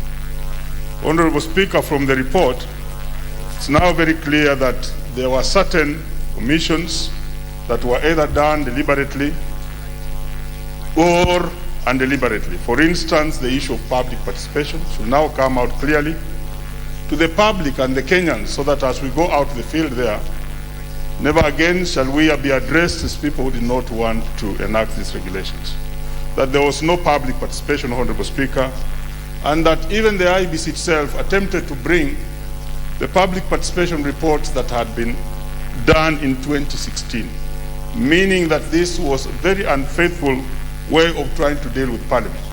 And therefore they should be rebuked for this, and they must take note where they are, that this is not the way to run the affairs of the people, and therefore that was not proper. Secondly, Honorable Speaker, on the issue of the expenditure and other finances related to this regulation, the IBC did not put in account that the price consumer index of both goods and services had changed since 5 years ago. In 2016, the price consumer index was different from what it is now. And therefore, if you base that, or whatever tenet they were using, to determine the amounts that will be used in every constituency, I remember in my own constituency, Muhaya, it was put at either 5 million or something like that, that now with the changed consumer price index and the price of goods, this cannot suffice, and therefore those regulations are null and void. That is not limited to the fact that, again, in terms of the procedure that these regulations were to be introduced in this particular House, they completely miss to meet the timelines that are required in law. And therefore, these regulations were introduced way late in time, that even if we were to undertake to deal with them, we would not be able to handle the damage that was already created by the IEBC itself, because they had a period of over 5 years upon which they were supposed to have introduced these laws or these regulations in this particular House. Honorable Speaker, this report by the committee, generally finally, vindicates Parliament as not standing on these regulations in any way. And the Kenyans should know clearly that these are not bad regulations. If they are brought in time, if they are handled properly, and they are within law, the Constitution, and every other instrument that is required for them to be followed, so that by the time they are enacted, it is procedural and within the law. But given what we have been informed and the report that has given us, Honorable Speaker, I support and stand with the fact that we reject these regulations and possibly give the IBC time in future to make a proper regulation. Thank you, Honorable Speaker, and I support. Abadwele. Thank you, Mr. Speaker. Mr. Speaker, I rise to support the report of the Committee on Delegated Legislation to annul in its entirety the contribution and spending limits for political parties and candidates for the purpose of the 2022 general election. In the draft election campaign financing regulations. The Speaker, it's very unfortunate that although Article 88, Sub-Article 4, Roman 1 of the Constitution gives IEBC the mandate to regulate the amount of money that might be spent by candidates and political parties, IEBC decided to take this matter very casually and disregarded the law. And the Speaker, for this House not to be blamed by either the civil society and many other quarters, this committee, in my opinion, rejected and annulled this regulation based on 4 key parameters. The first one is public participation. The second one is failure by IEBC to observe the timeline provided. The third one was to put the cart before the horse in publishing the Gazette notice before the approval of the House. And the last one, principle, is the very many embarrassing errors that I have seen in the report. Mr. Speaker, Article 10 of the Constitution gives us national values and principles that makes it clear that public participation is the core, and the framers of our Constitution put it as a central pillar, that the people of Kenya at all levels must be consulted before any law is made. Mr. Speaker, did IEBC consult, or did they throw a coin in the air and decided how much it will cost for the people of Garissa Township, a member of parliament, to spend? Absolutely, Mr. Speaker, we are not even sure who they consulted when they said a presidential candidate can spend 4 billion in an election, in a presidential elections. IEBC clearly, both even in their appearance and submission to the committee, they did not conduct any public participation. As a result, the spending limits must fall flat on the face of the law.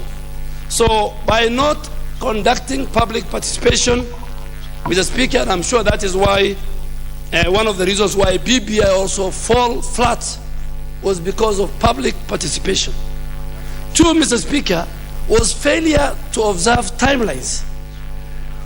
Where was IEBC since 2017, Mr. Speaker? Why did they have to wait until the 11th hour to rush the regulations past the statutory timelines provided for in the Statutory Instruments Act?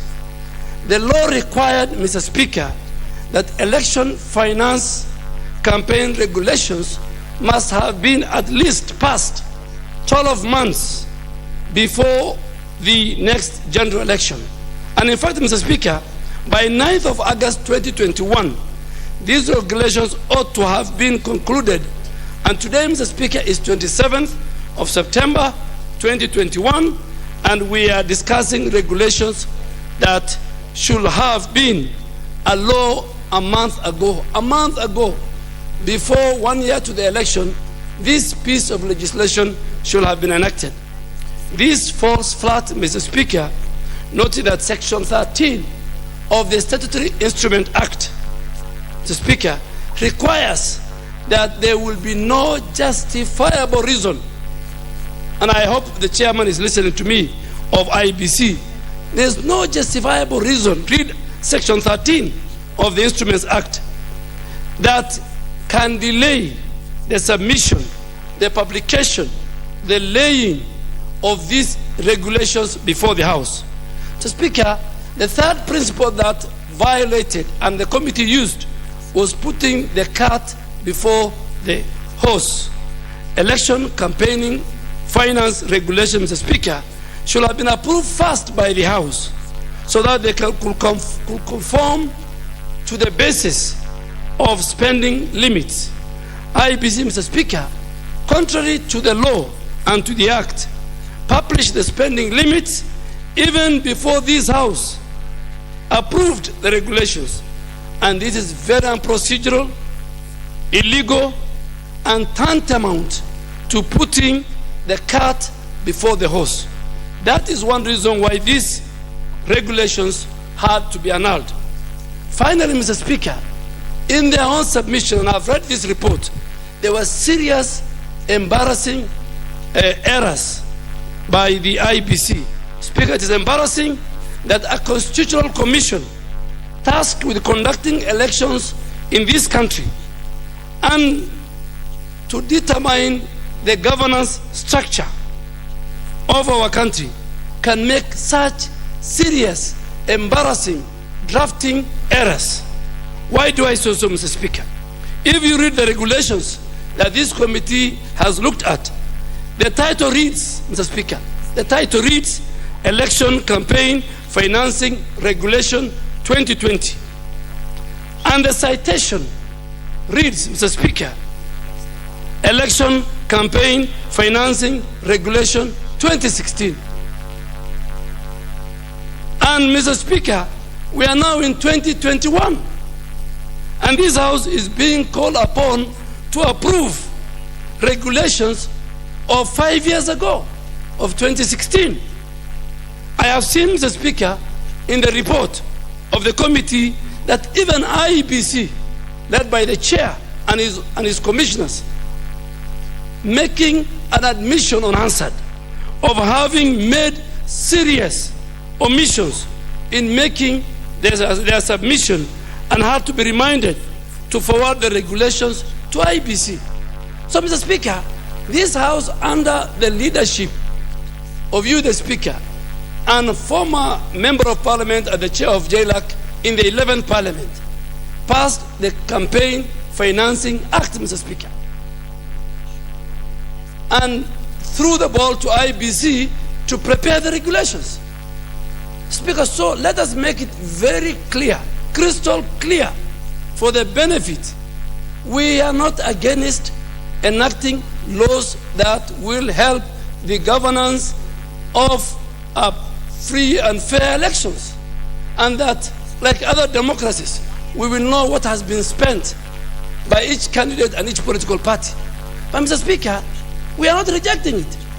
The carriers, the owners of these regulations, Mr. Speaker, violated the law themselves in terms of public participation, which they have not conducted, in terms of failure to observe the statutory timelines, in terms of putting the cart before the horse by publishing the Gazette notice before the approval by this House, and by making serious, embarrassing drafting errors which they submitted themselves. With those many reasons, Mr. Speaker, then I am obliged that I support the report of the committee to annul in its entirety the contribution, the spending limits for political parties and candidates for the purpose of the 2022 general election, and reject the draft election campaign financing regulations. And I am sure the men and women who will come in the 11th Parliament, in the 13th Parliament, will do the regulations, and that law will only apply to the 2027 general election, inshallah.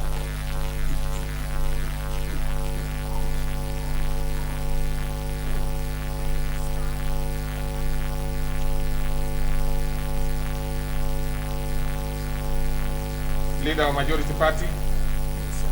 Honorable Speaker, I rise to support the report of the committee, and indeed, the report is so clear. The committee has done its work, and Honorable Duale has elucidated further the same points. We had a debate on this matter on the floor of this House, and really, there's nothing more I can add that has already been contained within the report. There's no way a bad thing can be made to look good. If it's bad, it's bad, and however much we try to whitewash, it will not look good. And I think it goes to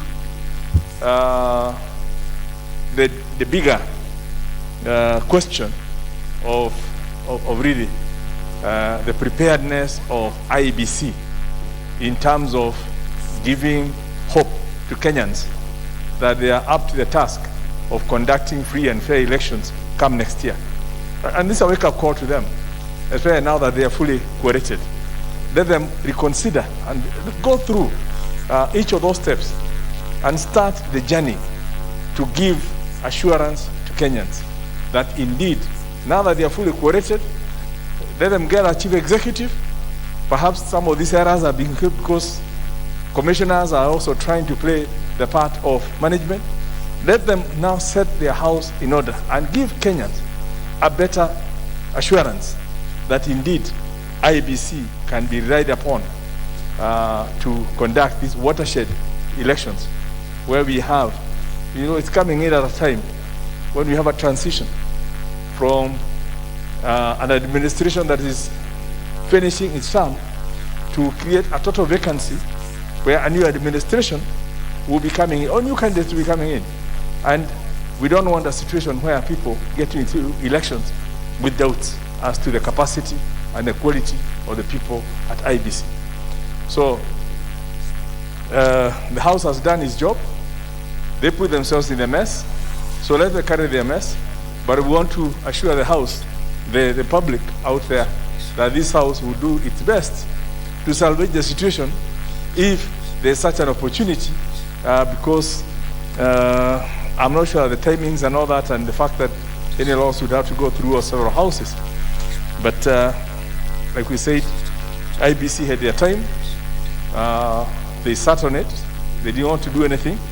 And I do hope they don't spring surprises and try to blame this House. This House has done its job and will continue doing its job to uphold the law. We don't pass laws in vain or just for the records. It is to be implemented. So I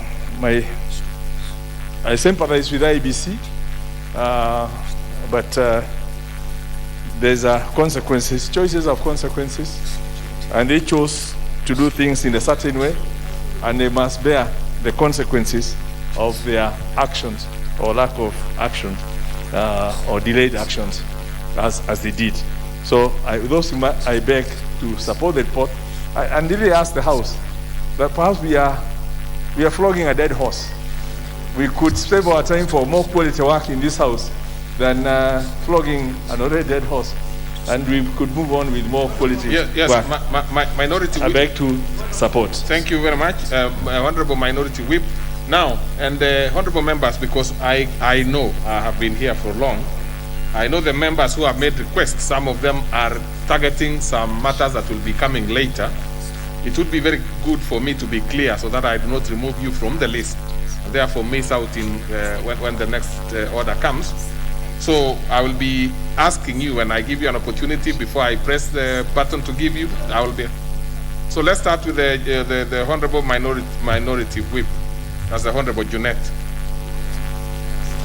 Thank you, Mr. Speaker. Mr. Speaker, I rise to support the report of the delegated committee. Mr. Speaker, you know, this is one of the attempts of some quarters, some people who believe Parliament can pass anything. There are people who think Parliament does not scrutinize, does not look at things, Mr. Speaker. They think you can present anything, any regulation, any law, and it will pass in Parliament. I hear the majority leader, Mr. Speaker, saying that we are flogging a dead horse. I agree with him. This horse died long time. But why we are flogging it here, Mr. Speaker, is because IBC has a tendency of shifting blame.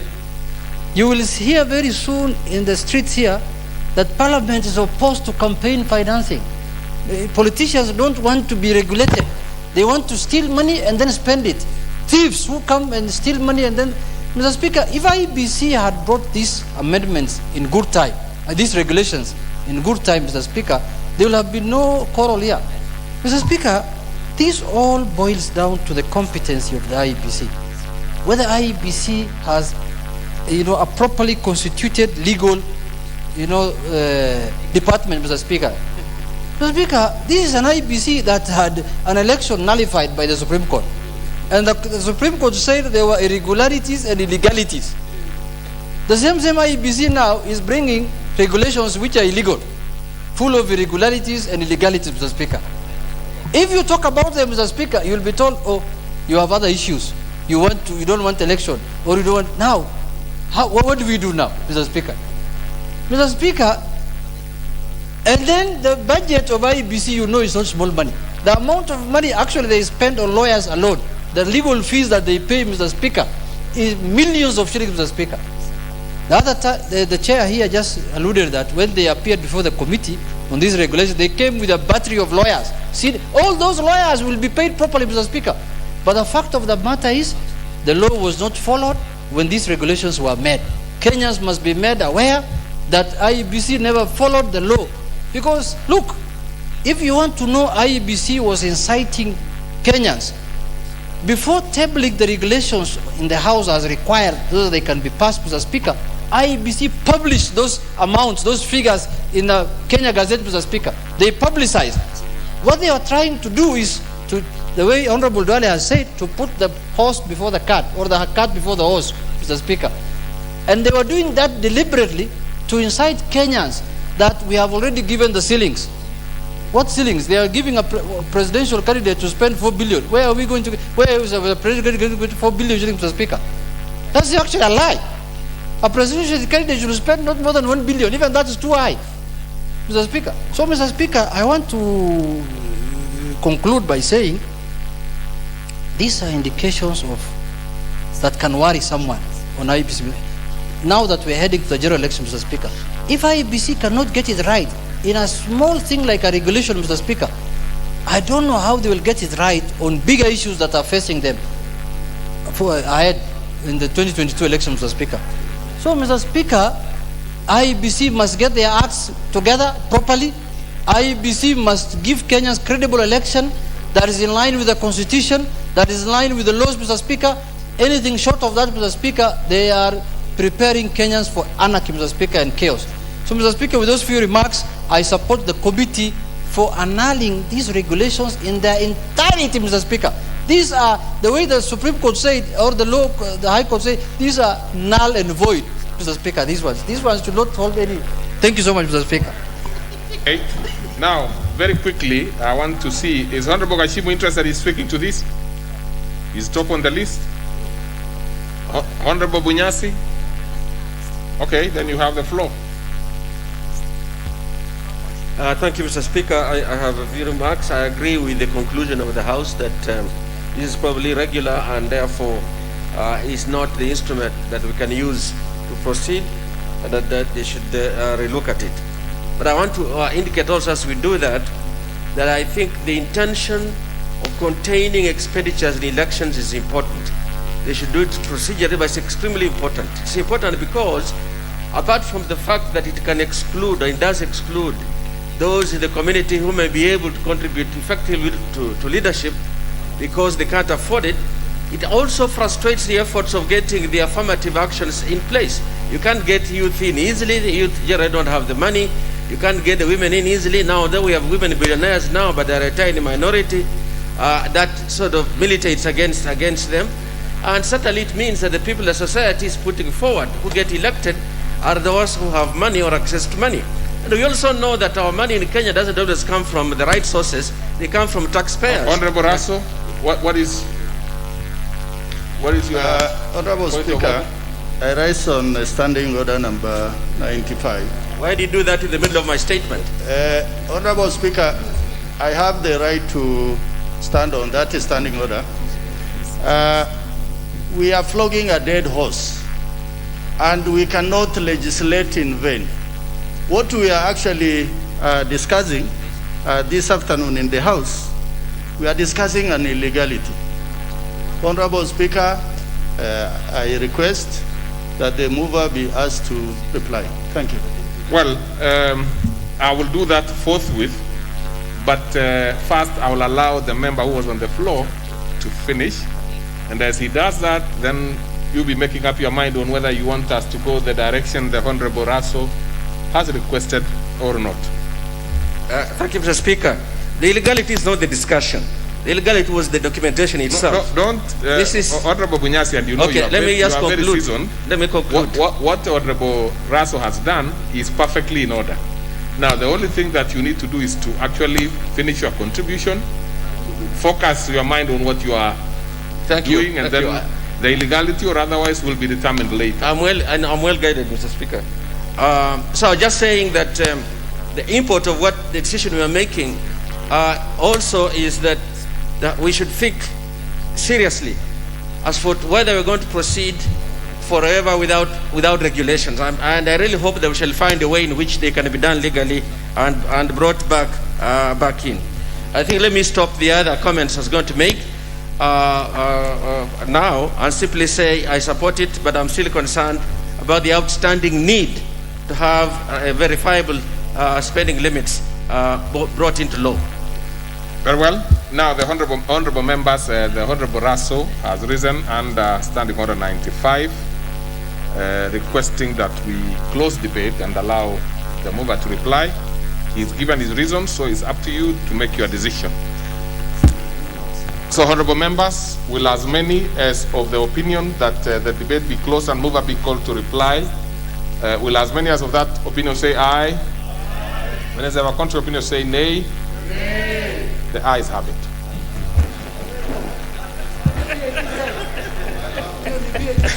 Thank you, Honorable Speaker. I must thank all the members who have made their contribution. Order, Honorable Nyikal. You know, let me just explain.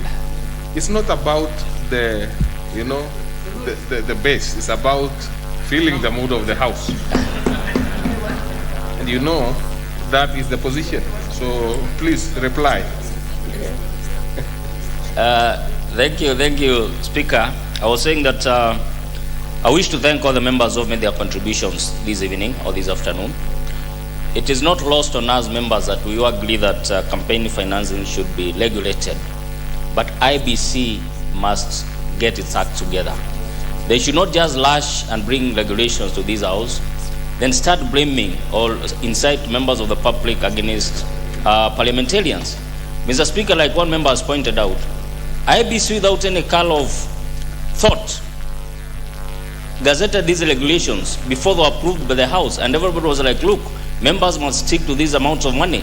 But we had not discussed those regulations, neither did we discuss the ceilings. So, and that is why we were saying as a committee, Honorable Speaker, that IBC was not acting in good faith. So without much ado, Honorable Speaker, I hereby beg to reply.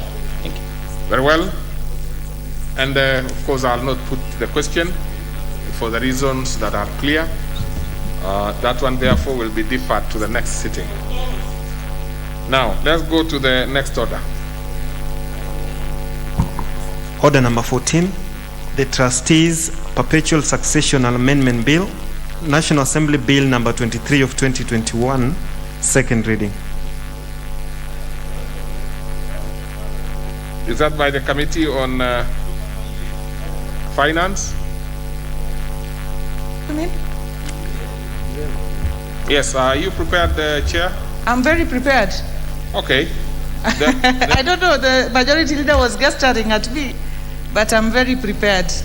So I will take a brief moment, because I believe he was gesturing because there must be something else that is upcoming.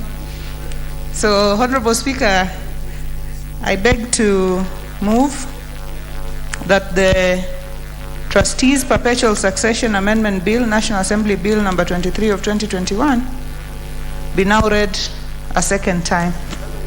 Honorable Speaker, the country has by and large had a big debate on... Order. Honorable Chieng, you know, I know even with a small stint somewhere, you are a seasoned politician. You are a seasoned member of this House. You've been here long enough. You know that we can only address each other differently. So please maintain your peace. I'm sure you are a very keen listener and also a very keen contributor. So let's proceed. Let's proceed in silence and hear the lady in silence. Proceed. Thank you, Honorable Speaker. Honorable Chieng is gesturing in a manner like he wants to whip somebody. I don't know who that person is. But Honorable Speaker, as I was saying, the country has been in a situation where we have been looking for ways and means of ensuring that there is enough capital or money circulating within the country. And one of the ways through which you can actually have money around and no capital flight is by ensuring that we make laws that facilitate establishment of trusts, Honorable Speaker. Honorable Speaker, if you look at our current system of registration of trusts, they are long, they are tedious. You can file for registration of a trust and it can take 3 years, it can take 5 years before, Honorable Speaker, you have a trust registered. Honorable Speaker, that has discouraged many of our people from venturing into this otherwise very important area. Honorable Speaker, this bill seeks to amend the Trustee Perpetual Succession Act, Cap 164, in order to enable accumulation of generational wealth for the benefit of multiple generations. Honorable Speaker, currently, with the current system, wealth does not last beyond a single generation. If you have wealth, it is only likely that your children will probably deal with the wealth before even your grandchildren can have the wealth reach them. It makes provision for and defines the various types of trusts, including charitable trusts, non-charitable purpose trusts, and additionally makes new provision for enforcers of a trust. Honorable Speaker, the bill proposes to amend the provision on incorporation of trustees to recognize that trusts are registered with the principal registrar of documents and not the cabinet secretary. Honorable Speaker, the cabinet secretaries are very, very busy and they have a lot on their desks. And if you make registration of trusts a matter that has to go and receive consent of the cabinet secretary, then you're likely to take the 3 years that trusts are taking to register, Honorable Speaker. Honorable Speaker, the bill provides for creation of trusts with specific purposes, notwithstanding the absence of a beneficiary, and also provides for express revocation process where such trusts contain express powers for revocation for trusts otherwise deemed irrevocable where such express power is not provided. In addition, Honorable Speaker, there are instances where the person who creates the trust and transfer the property to the trustee, who is called the settler, would want to set up a trust to which he or she is a beneficiary. Honorable Speaker, the bill proposes to include the settler as one of the beneficiaries of trust property, provided they are living. The current situation is such that, Honorable Speaker, if you are the person who has created the trust, you cannot be a beneficiary of that very trust. And this bill is changing that. Honorable Speaker, it may be a necessity to inform the House how trusts work. Firstly, a trust is simply a legal entity through which property or assets such as cash, real estate, or other investments can be protected, invested, and set aside to provide for specific people or causes that you care about, either when you're living or when you're dead. Honorable Speaker, in summary, a trust holds assets and property in a fiduciary relationship by one party for the benefit of another. Honorable Speaker, the reason why we are keen and interested is because if we provide a favorable environment for creation of trusts here in Kenya, then you will not find people getting their wealth and property outside of the country in order to protect it for their future generations. We will be able to retain this wealth here in Kenya. We will be able to encourage all of us here to set up trusts. People imagine that trusts are only for rich people. Anybody who has anything to bequeath can set up a trust and bequeath it to future generations. So trusts should not be seen as if it is only for those who are able or who are billionaires and multimillionaires. Honorable Speaker,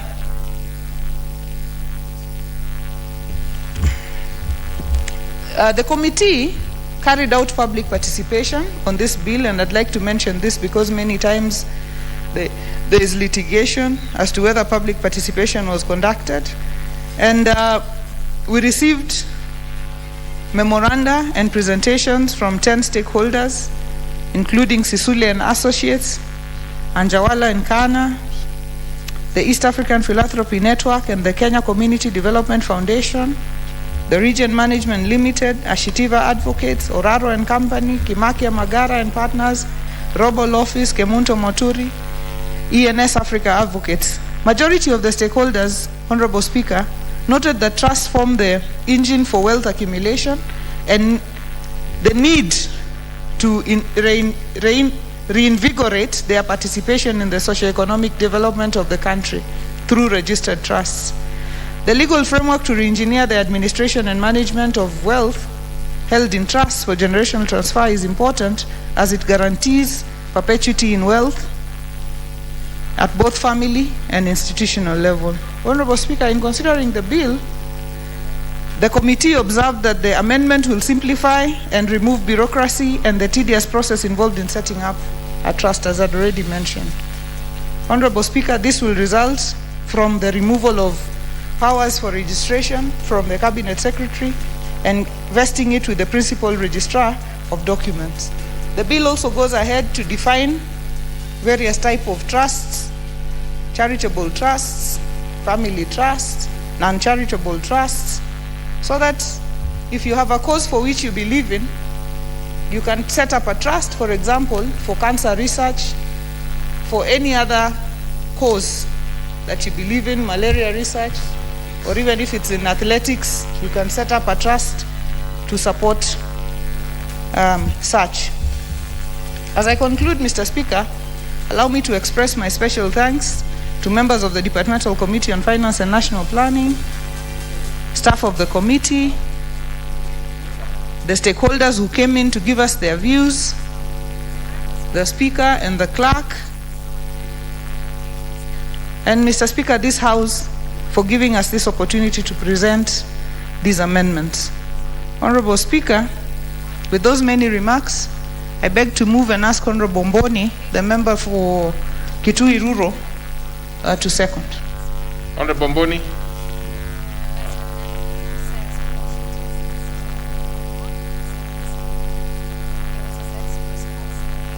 Honorable Mboni, you have, I cannot see your card here, but I'll give you that mic anyway.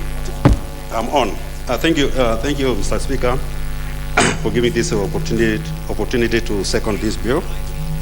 Mr. Speaker, all of us,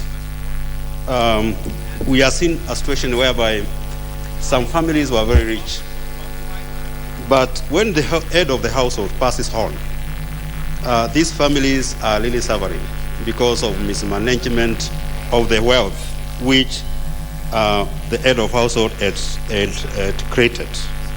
Because maybe they don't even understand how to manage the businesses, how to manage such a wealth, and therefore this bill tries to cure that. One reason to set up a trust is actually to protect wealth so that it can benefit generations to come. And one important proposal in this bill is a situation whereby one can create a trust and you can also become a beneficiary of it. What I'm saying is that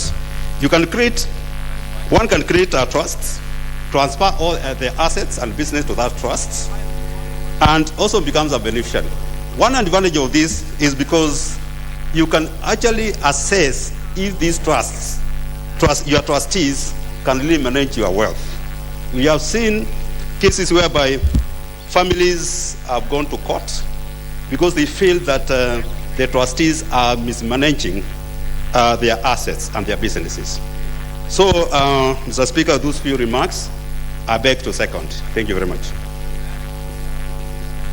Very well. Other members? Therefore, I propose a question, which is that the Trustees Perpetual Succession Amendment Bill, National Assembly Bill number 23 of 2021, be now read a second time. Now again, because I'm trying to see the members who want to speak to this, because I know the rest are waiting for the other one. The Honorable Gishimu, again. The Honorable Sankok, I think he's waiting for the next one also. The Honorable Majimbo Kalasinga, I think he's also waiting for the next one. Honorable Oduol Odhiambo, you want to speak to this one? Out of order. Sit down. Honorable Dida Jaldesa, is it this one? The next one. Honorable Akuame Adipo. Next one. Honorable Duale Dahir. Next one. Honorable Bunyasi. Next one. Honorable Kingola Macau. Next one. Honorable Pasaris Rosana. Honorable Wario Gufu. Honorable Raso, member for Saku. Also next one. So then, honorable members, those are the members who have pressed there, who have actually made requests. It seems therefore that there is no member who wishes to contribute on this particular one at this point in time, and therefore, you see, honorable members, you do not at one point say you don't want to speak, and then on the other you say you want to speak. So it means we have only 2 members who want to speak from where I sit. I see the Honorable Pasaris. You want to speak to this one of public trustees? Then the Honorable Kingola, and then we'll ask the mover to respond. So Honorable Pasaris. Thank you, Mr. Speaker, sir. Mr. Speaker, the Succession Act in Kenya is the only place where children that are born out of wedlock, which are the majority of children in this country of ours, are looked after by the law, because the Constitution says there is no illegitimate child. When it comes to the Trustees Act, majority of the time, the trustees, when somebody puts a trust in place, it is normally with the intention to ensure that they lock out the children that they never provided for when they were alive. It is a shame that our country, the men are extremely irresponsible. Irresponsible in the sense that they father children and they blame the women for having gotten pregnant. And I can assure you, other than the Virgin Mary, there is no woman who gets pregnant alone. So when these women get pregnant, the men feel that they are not supposed to be responsible for that child who was born out of wedlock. And it's the woman who should have protected herself not to have had this child. It is impossible, even if you have the most stringent birth control, for a woman to have 100% surety that she will not get pregnant. And if men do not want to have children, then they can very well go and have a vasectomy. But of course, when you tell men to have a vasectomy and be part of the family planning process, which this country is in dire need of, they are scared because they think it alters their manhood. What I can tell them is it doesn't alter their manhood. If anything, they can enjoy themselves without feeling burdened by having children. So when we talk about a trust, when people form a trust, it is because they want to trust certain people with their estates, or to deny certain people access to their estates. So when you have an act, and I believe that we're trying to amend so that we can make sure that the children are well provided for, even within the Trustees Act. When you have a trust, you, like the Karume Trust, for instance, you choose people that you think are upright in society, and you give them the mandate to look after the estate. Unfortunately, without strong laws, the trustees can very well misuse and abuse the estate of the people who had this trust. Or the trustees can actually end up charging so much money for managing the trust, in the sense that in the end the trust becomes theirs. What happened with the Karume family is actually very distasteful, because you find that the family who was supposed to be the beneficiaries of this trust never got access to it. They never managed to enjoy the fruits of their grandfather's hard work because he trusted a few people. So there should be laws that also protects against unscrupulous trustees. But at the same time, we should make sure that a trust does not go against the Constitution and creates illegitimacy of children born to certain powerful, rich men who basically do not provide for these children. So when I stand here, I know that single parenting, we know that we have so many single mothers, we know that we have so many widows. We've seen widows being locked out because maybe they're illiterate, maybe they don't understand the law, maybe they can't access the wealth of these men that they were married to, or men that they cohabited with, or men who actually looked after them during acquired parental responsibility during the tenure of their life. So we need laws that look at our society. We can't borrow laws without understanding what is the psyche of the Kenyan society. I know that there are quite a number of members of parliament here who, when it comes to looking at the laws, they worry about what will happen in case we drop dead. Will our burials be stopped because we've affiliated and not provided? We've affiliated and not acknowledged these women publicly. So they show up at the day of the funeral because they didn't think you're going to die, but people will die. So I feel that as long as we have irresponsible men who do not want to cater for the children because they think it's the woman's responsibility, we need stringent laws that ensures that not only a child is provided for when the man is dead, but also when the man is alive. So I really believe that these amendments that we're having will look into the interest of ensuring that as far as our constitution goes, there is no illegitimate child. Single parenting is a crisis. Women cannot be single mothers. At the same time, the man is there, he's earning income, he comes to court, he denies that he's earning this kind of income, he doesn't cater for his children, and then we say, why did you get pregnant? It takes two to tango, it takes two to make a child, and I feel that the responsibility in our constitution right now is protected by succession, but we need to make sure that even in that succession, if there is a trust, that the trust is able to also protect the interest of the beneficiaries of that trust. What's your point of order? What's your point of order? Honorable Speaker, you know sometimes... Now, when a member, one of them is standing, the other one must sit down. You know, Honorable Speaker, at times we talk from a point of being totally insincere. And I hope, I wish this bill sometimes we restrict so that we can contribute for those who have no conflict of interest. Honorable Speaker, at times, when we mislead the House, what is a conflict of interest? Yes.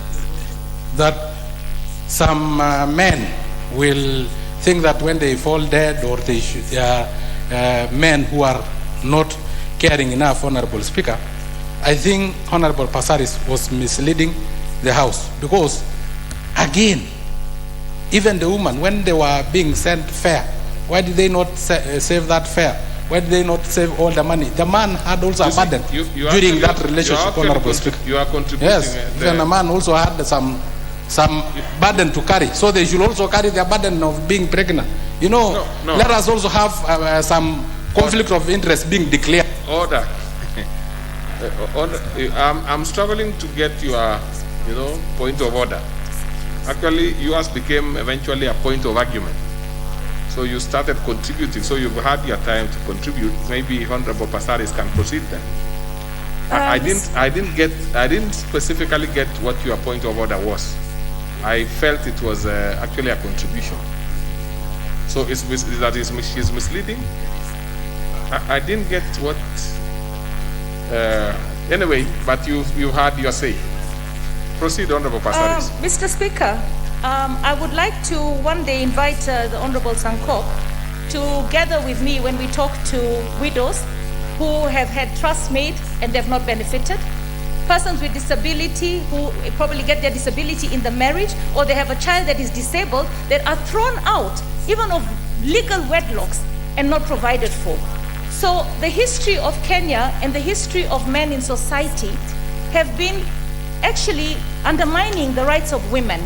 And I really want to make Honorable Sankok know that women are responsible when they give birth. They look after those children. The Honorable Pasaris, don't address Honorable Sankok. I think his problem came when you spoke about what did you call it? Vasectomy. He sort of looked very jittery. So proceed. Historically, Mr. Speaker, there used to be a law called the law of affiliation, where women and men, when they affiliated and there were products out of that affiliation, they both took equal responsibility. So that law was scrapped. Eventually, men were convinced that the only time they can be responsible is when they are dead. And they said it's okay. And they leave a lot of hardship for the women that are there. But here we're talking about trustees.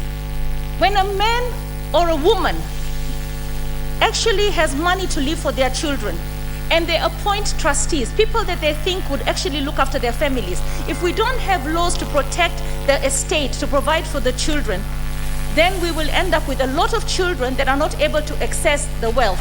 We've seen cases like even the Koinange family. The cases are still in court. The only people that benefit are the lawyers. So we need laws to ensure that the beneficiaries of a trust, of hardworking parents that have put it for their children, whether men or women, are well governed, so that the beneficiaries can actually access this money and continue living in the lifestyle intended for them by their parents. Thank you, Mr. Speaker, sir. Okay, the Honorable Kingola.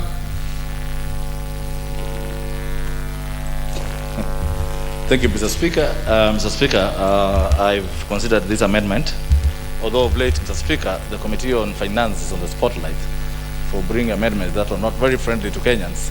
However, when I look at this, Mr. Speaker, trusts in the past have done well. Some have been misused. Some of the trustees have not been transparent or honest to the beneficiaries of the trust. I agree with Honorable Pasaris that it is true. Some of the beneficiaries of the trust are being left out or struck from the list, and she is seeking for that law so that that can be protected. Mr. Speaker, when I look at this amendment, it allows a person to establish a trust while alive. And I think, Mr. Speaker, that is one of the best amendments that I've ever had from this committee, because now anybody in this house is a potential appointer of a trust. So it is important if we admit this amendment so that when people are living can appoint a trustee, see how they run his affairs, see how they invest his wealth, so that even by the time of the demise, as he exits, he knows that trust is credible to this much. So, Mr. Speaker, I cannot speak much. Right now, when you look at, unfortunately I come from Mavoko, where there are so many self-help groups that were applying for chambers from the government. And what is in place now, the government has requested that all those self-help groups should come together and form a trust. Why? Because the government seems to trust the trust more than the self-help groups. So I think, Mr. Speaker, this going forward should be encouraged, so that even me and you, when we are alive, we appoint trustees, all start trust that we can see their performance, so that we don't have issues or bad examples like that of Jenga Karume, who has been several mentioned here, Mr. Speaker. And I think I encourage this law to be legislated, and that is going to help generations to come. I thank you, and I support the amendment. Thank you, Mr. Speaker. Okay. I see another one person interested here, Honorable Professor Odhiambo. What is...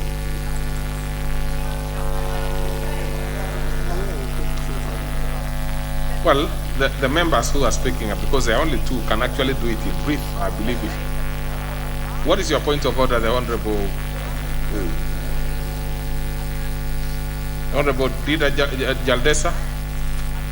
Mr. Speaker, I raise on a point of order number 95, requesting the mover to respond. Thank you. Put the question, Mr. Speaker. No, you cannot. You have no capacity to order the Speaker at all. You only make requests. So now that you have ordered the Speaker, I will proceed and give the Honorable Professor Jacqueline Wall. Then thereafter, I will now dispense of your point of order.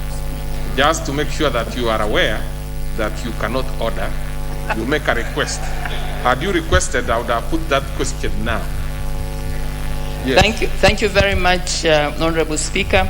Honorable Speaker, I'd like to thank the Committee on Finance and Planning, and indeed the Chair, because, Honorable Speaker, as has been indicated, this amendment is serving a very clear purpose.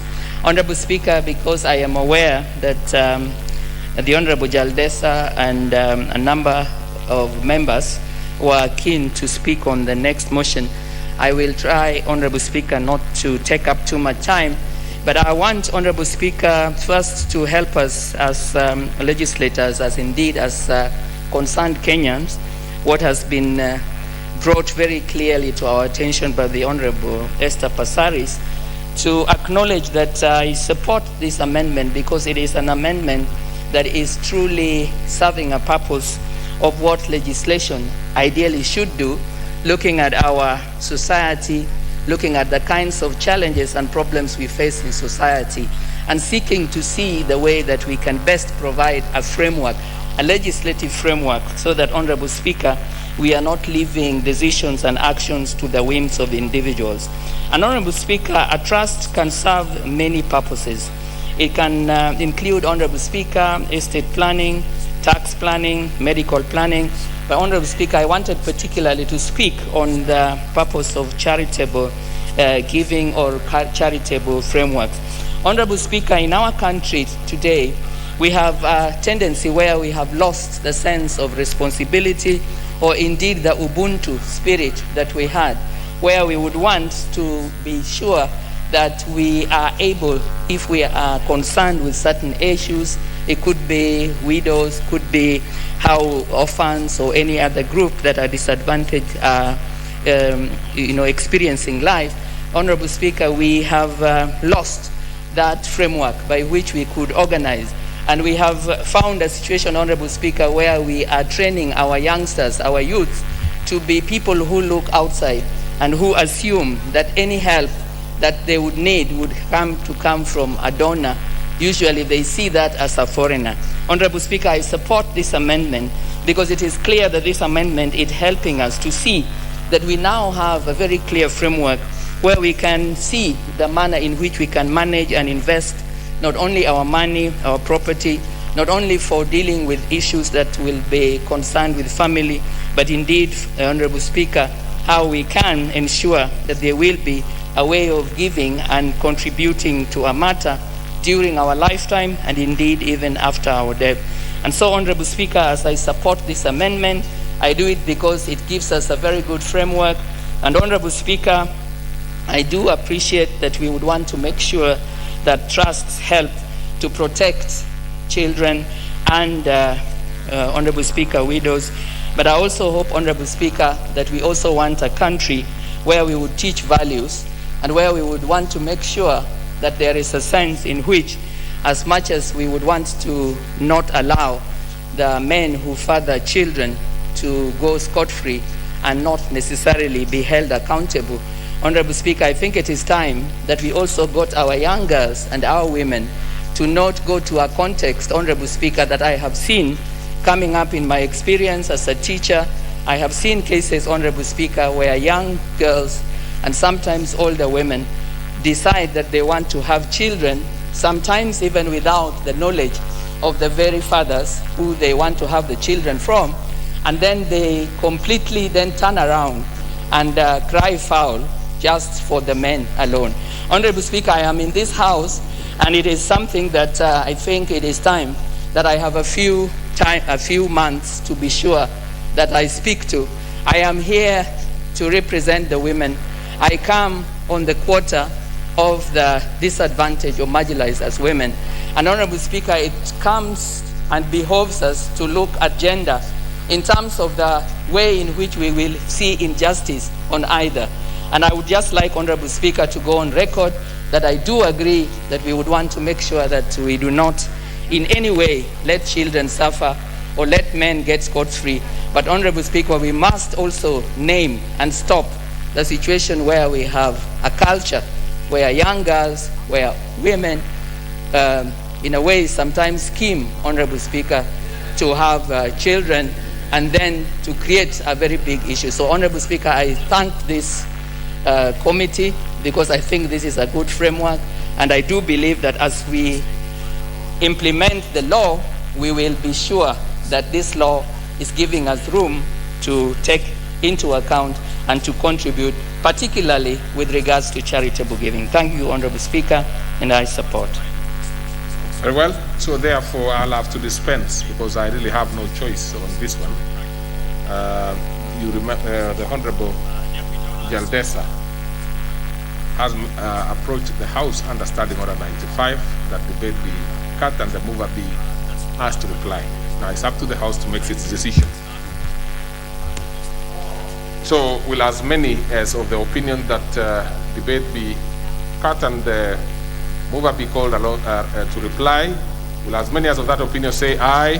Aye. And as of a contrary opinion say nay? The ayes have it. So mover, please reply without donating any minutes.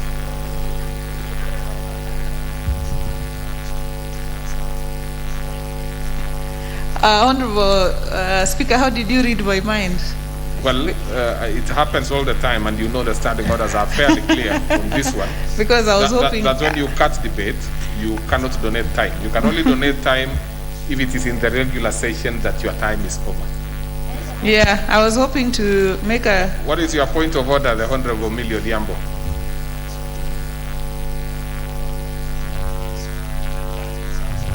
Thank you, Mr. Speaker, for your direction. Mr. Speaker, I, however, think that in extraordinary times you need to give exception, because I've just come from Homa Bay with Honorable Kalum and Honorable Eve on the lake tragedy, and I was hoping to speak to this, Mr. Speaker. Yes, and I know that our standing orders may not allow, but you have discretion under standing order number 1, Mr. Speaker. Well, unfortunately, Honorable Odhiambo. Otherwise, Mr. Speaker, is support. Well, no, let me just explain so that you are, and I'm sure you are very keen in following your own standing orders. You know, this standing order 1 is only used when there is no other specific, you know, when the standing order does not specifically state what should be done. In this specific one, when debate is cut short, it is extremely clear that no member will be allowed to contribute because it was done not in the normal manner. So much as I really sympathize with your position, the Honorable Millie, because I know since yesterday you've been very, you know, you've been pursuing this matter very, very seriously, the issue of Homa Bay, and it's a serious issue. But unfortunately, my hands are not very open on this one. But by default, you have said you support it. Maybe the only thing that you miss is to tell us why. Fortunately, we may not have an opportunity to hear that. So let's proceed, the Honorable Chair. Thank you, Honorable Speaker. Honorable Speaker, what Honorable Millie was actually whispering to me when she came in is the fact that this registration of trusts is still domiciled with the Cabinet Secretary for Lands. So the proposal was that we don't just move it away from the Cabinet Secretary to the Registrar of Documents, but actually move it all the way to away from lands, because really trusts and land, only because, you know, you register trust through trust deeds, and that is why it is domiciled there. But these are matters that we can look at during committee of the whole House. Honorable Speaker, I want to thank the members who have contributed to this bill, and they have raised important issues around, including the Njenga Karume case that Honorable Pasaris was speaking to, and Honorable Makau, Kingola, Honorable Professor, around trustees who go rogue. So one of the amendments that we are making is also tightening up on trustees, you know, so that there is a bit more reining in on trustees so that they do not go rogue in the event of death of beneficiaries, and then we result in something of the sort of the Njenga Karume case, because this is what is moving people away from registration of trusts. Because you find that all of us here in this parliament, and even out there, as I said when I was moving, trusts are not for wealthy people only necessarily, but people are discouraged from registering trusts, even for causes they believe in, because of an ambiguous, opaque law that makes registering trusts so tedious, and that then discourages everybody, and everybody thinks that to register a trust in this country is taking 3 years or 4 years, and people take their money abroad. And when money is taken abroad, that is capital flight. Yet, in this country, we need money. The government needs to have a domestic, you know, environment from which to borrow. But if people are taking their money outside because we are not providing an environment here that is adequate, then we have a problem. And that is what this bill is trying to address. So let me thank you, Honorable Speaker, for this opportunity, and also thank the members who have contributed, but even the members who have listened, and even those who were not able to contribute, like Honorable Savula. I'm sure there is another opportunity. Just read the report. If you have views, we can come and debate during Committee of the Whole. But Honorable Speaker, with those many remarks, I beg to reply. Very well. As you put it.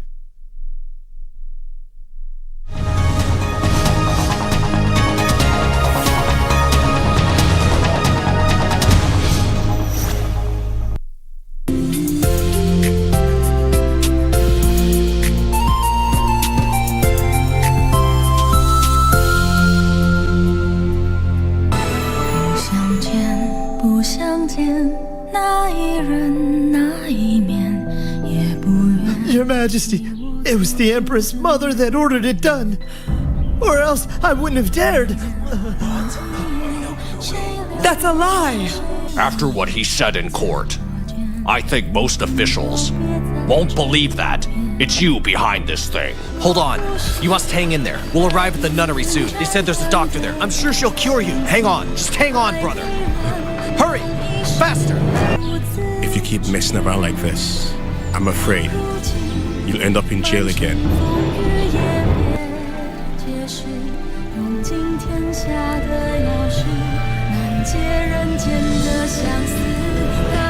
Huh?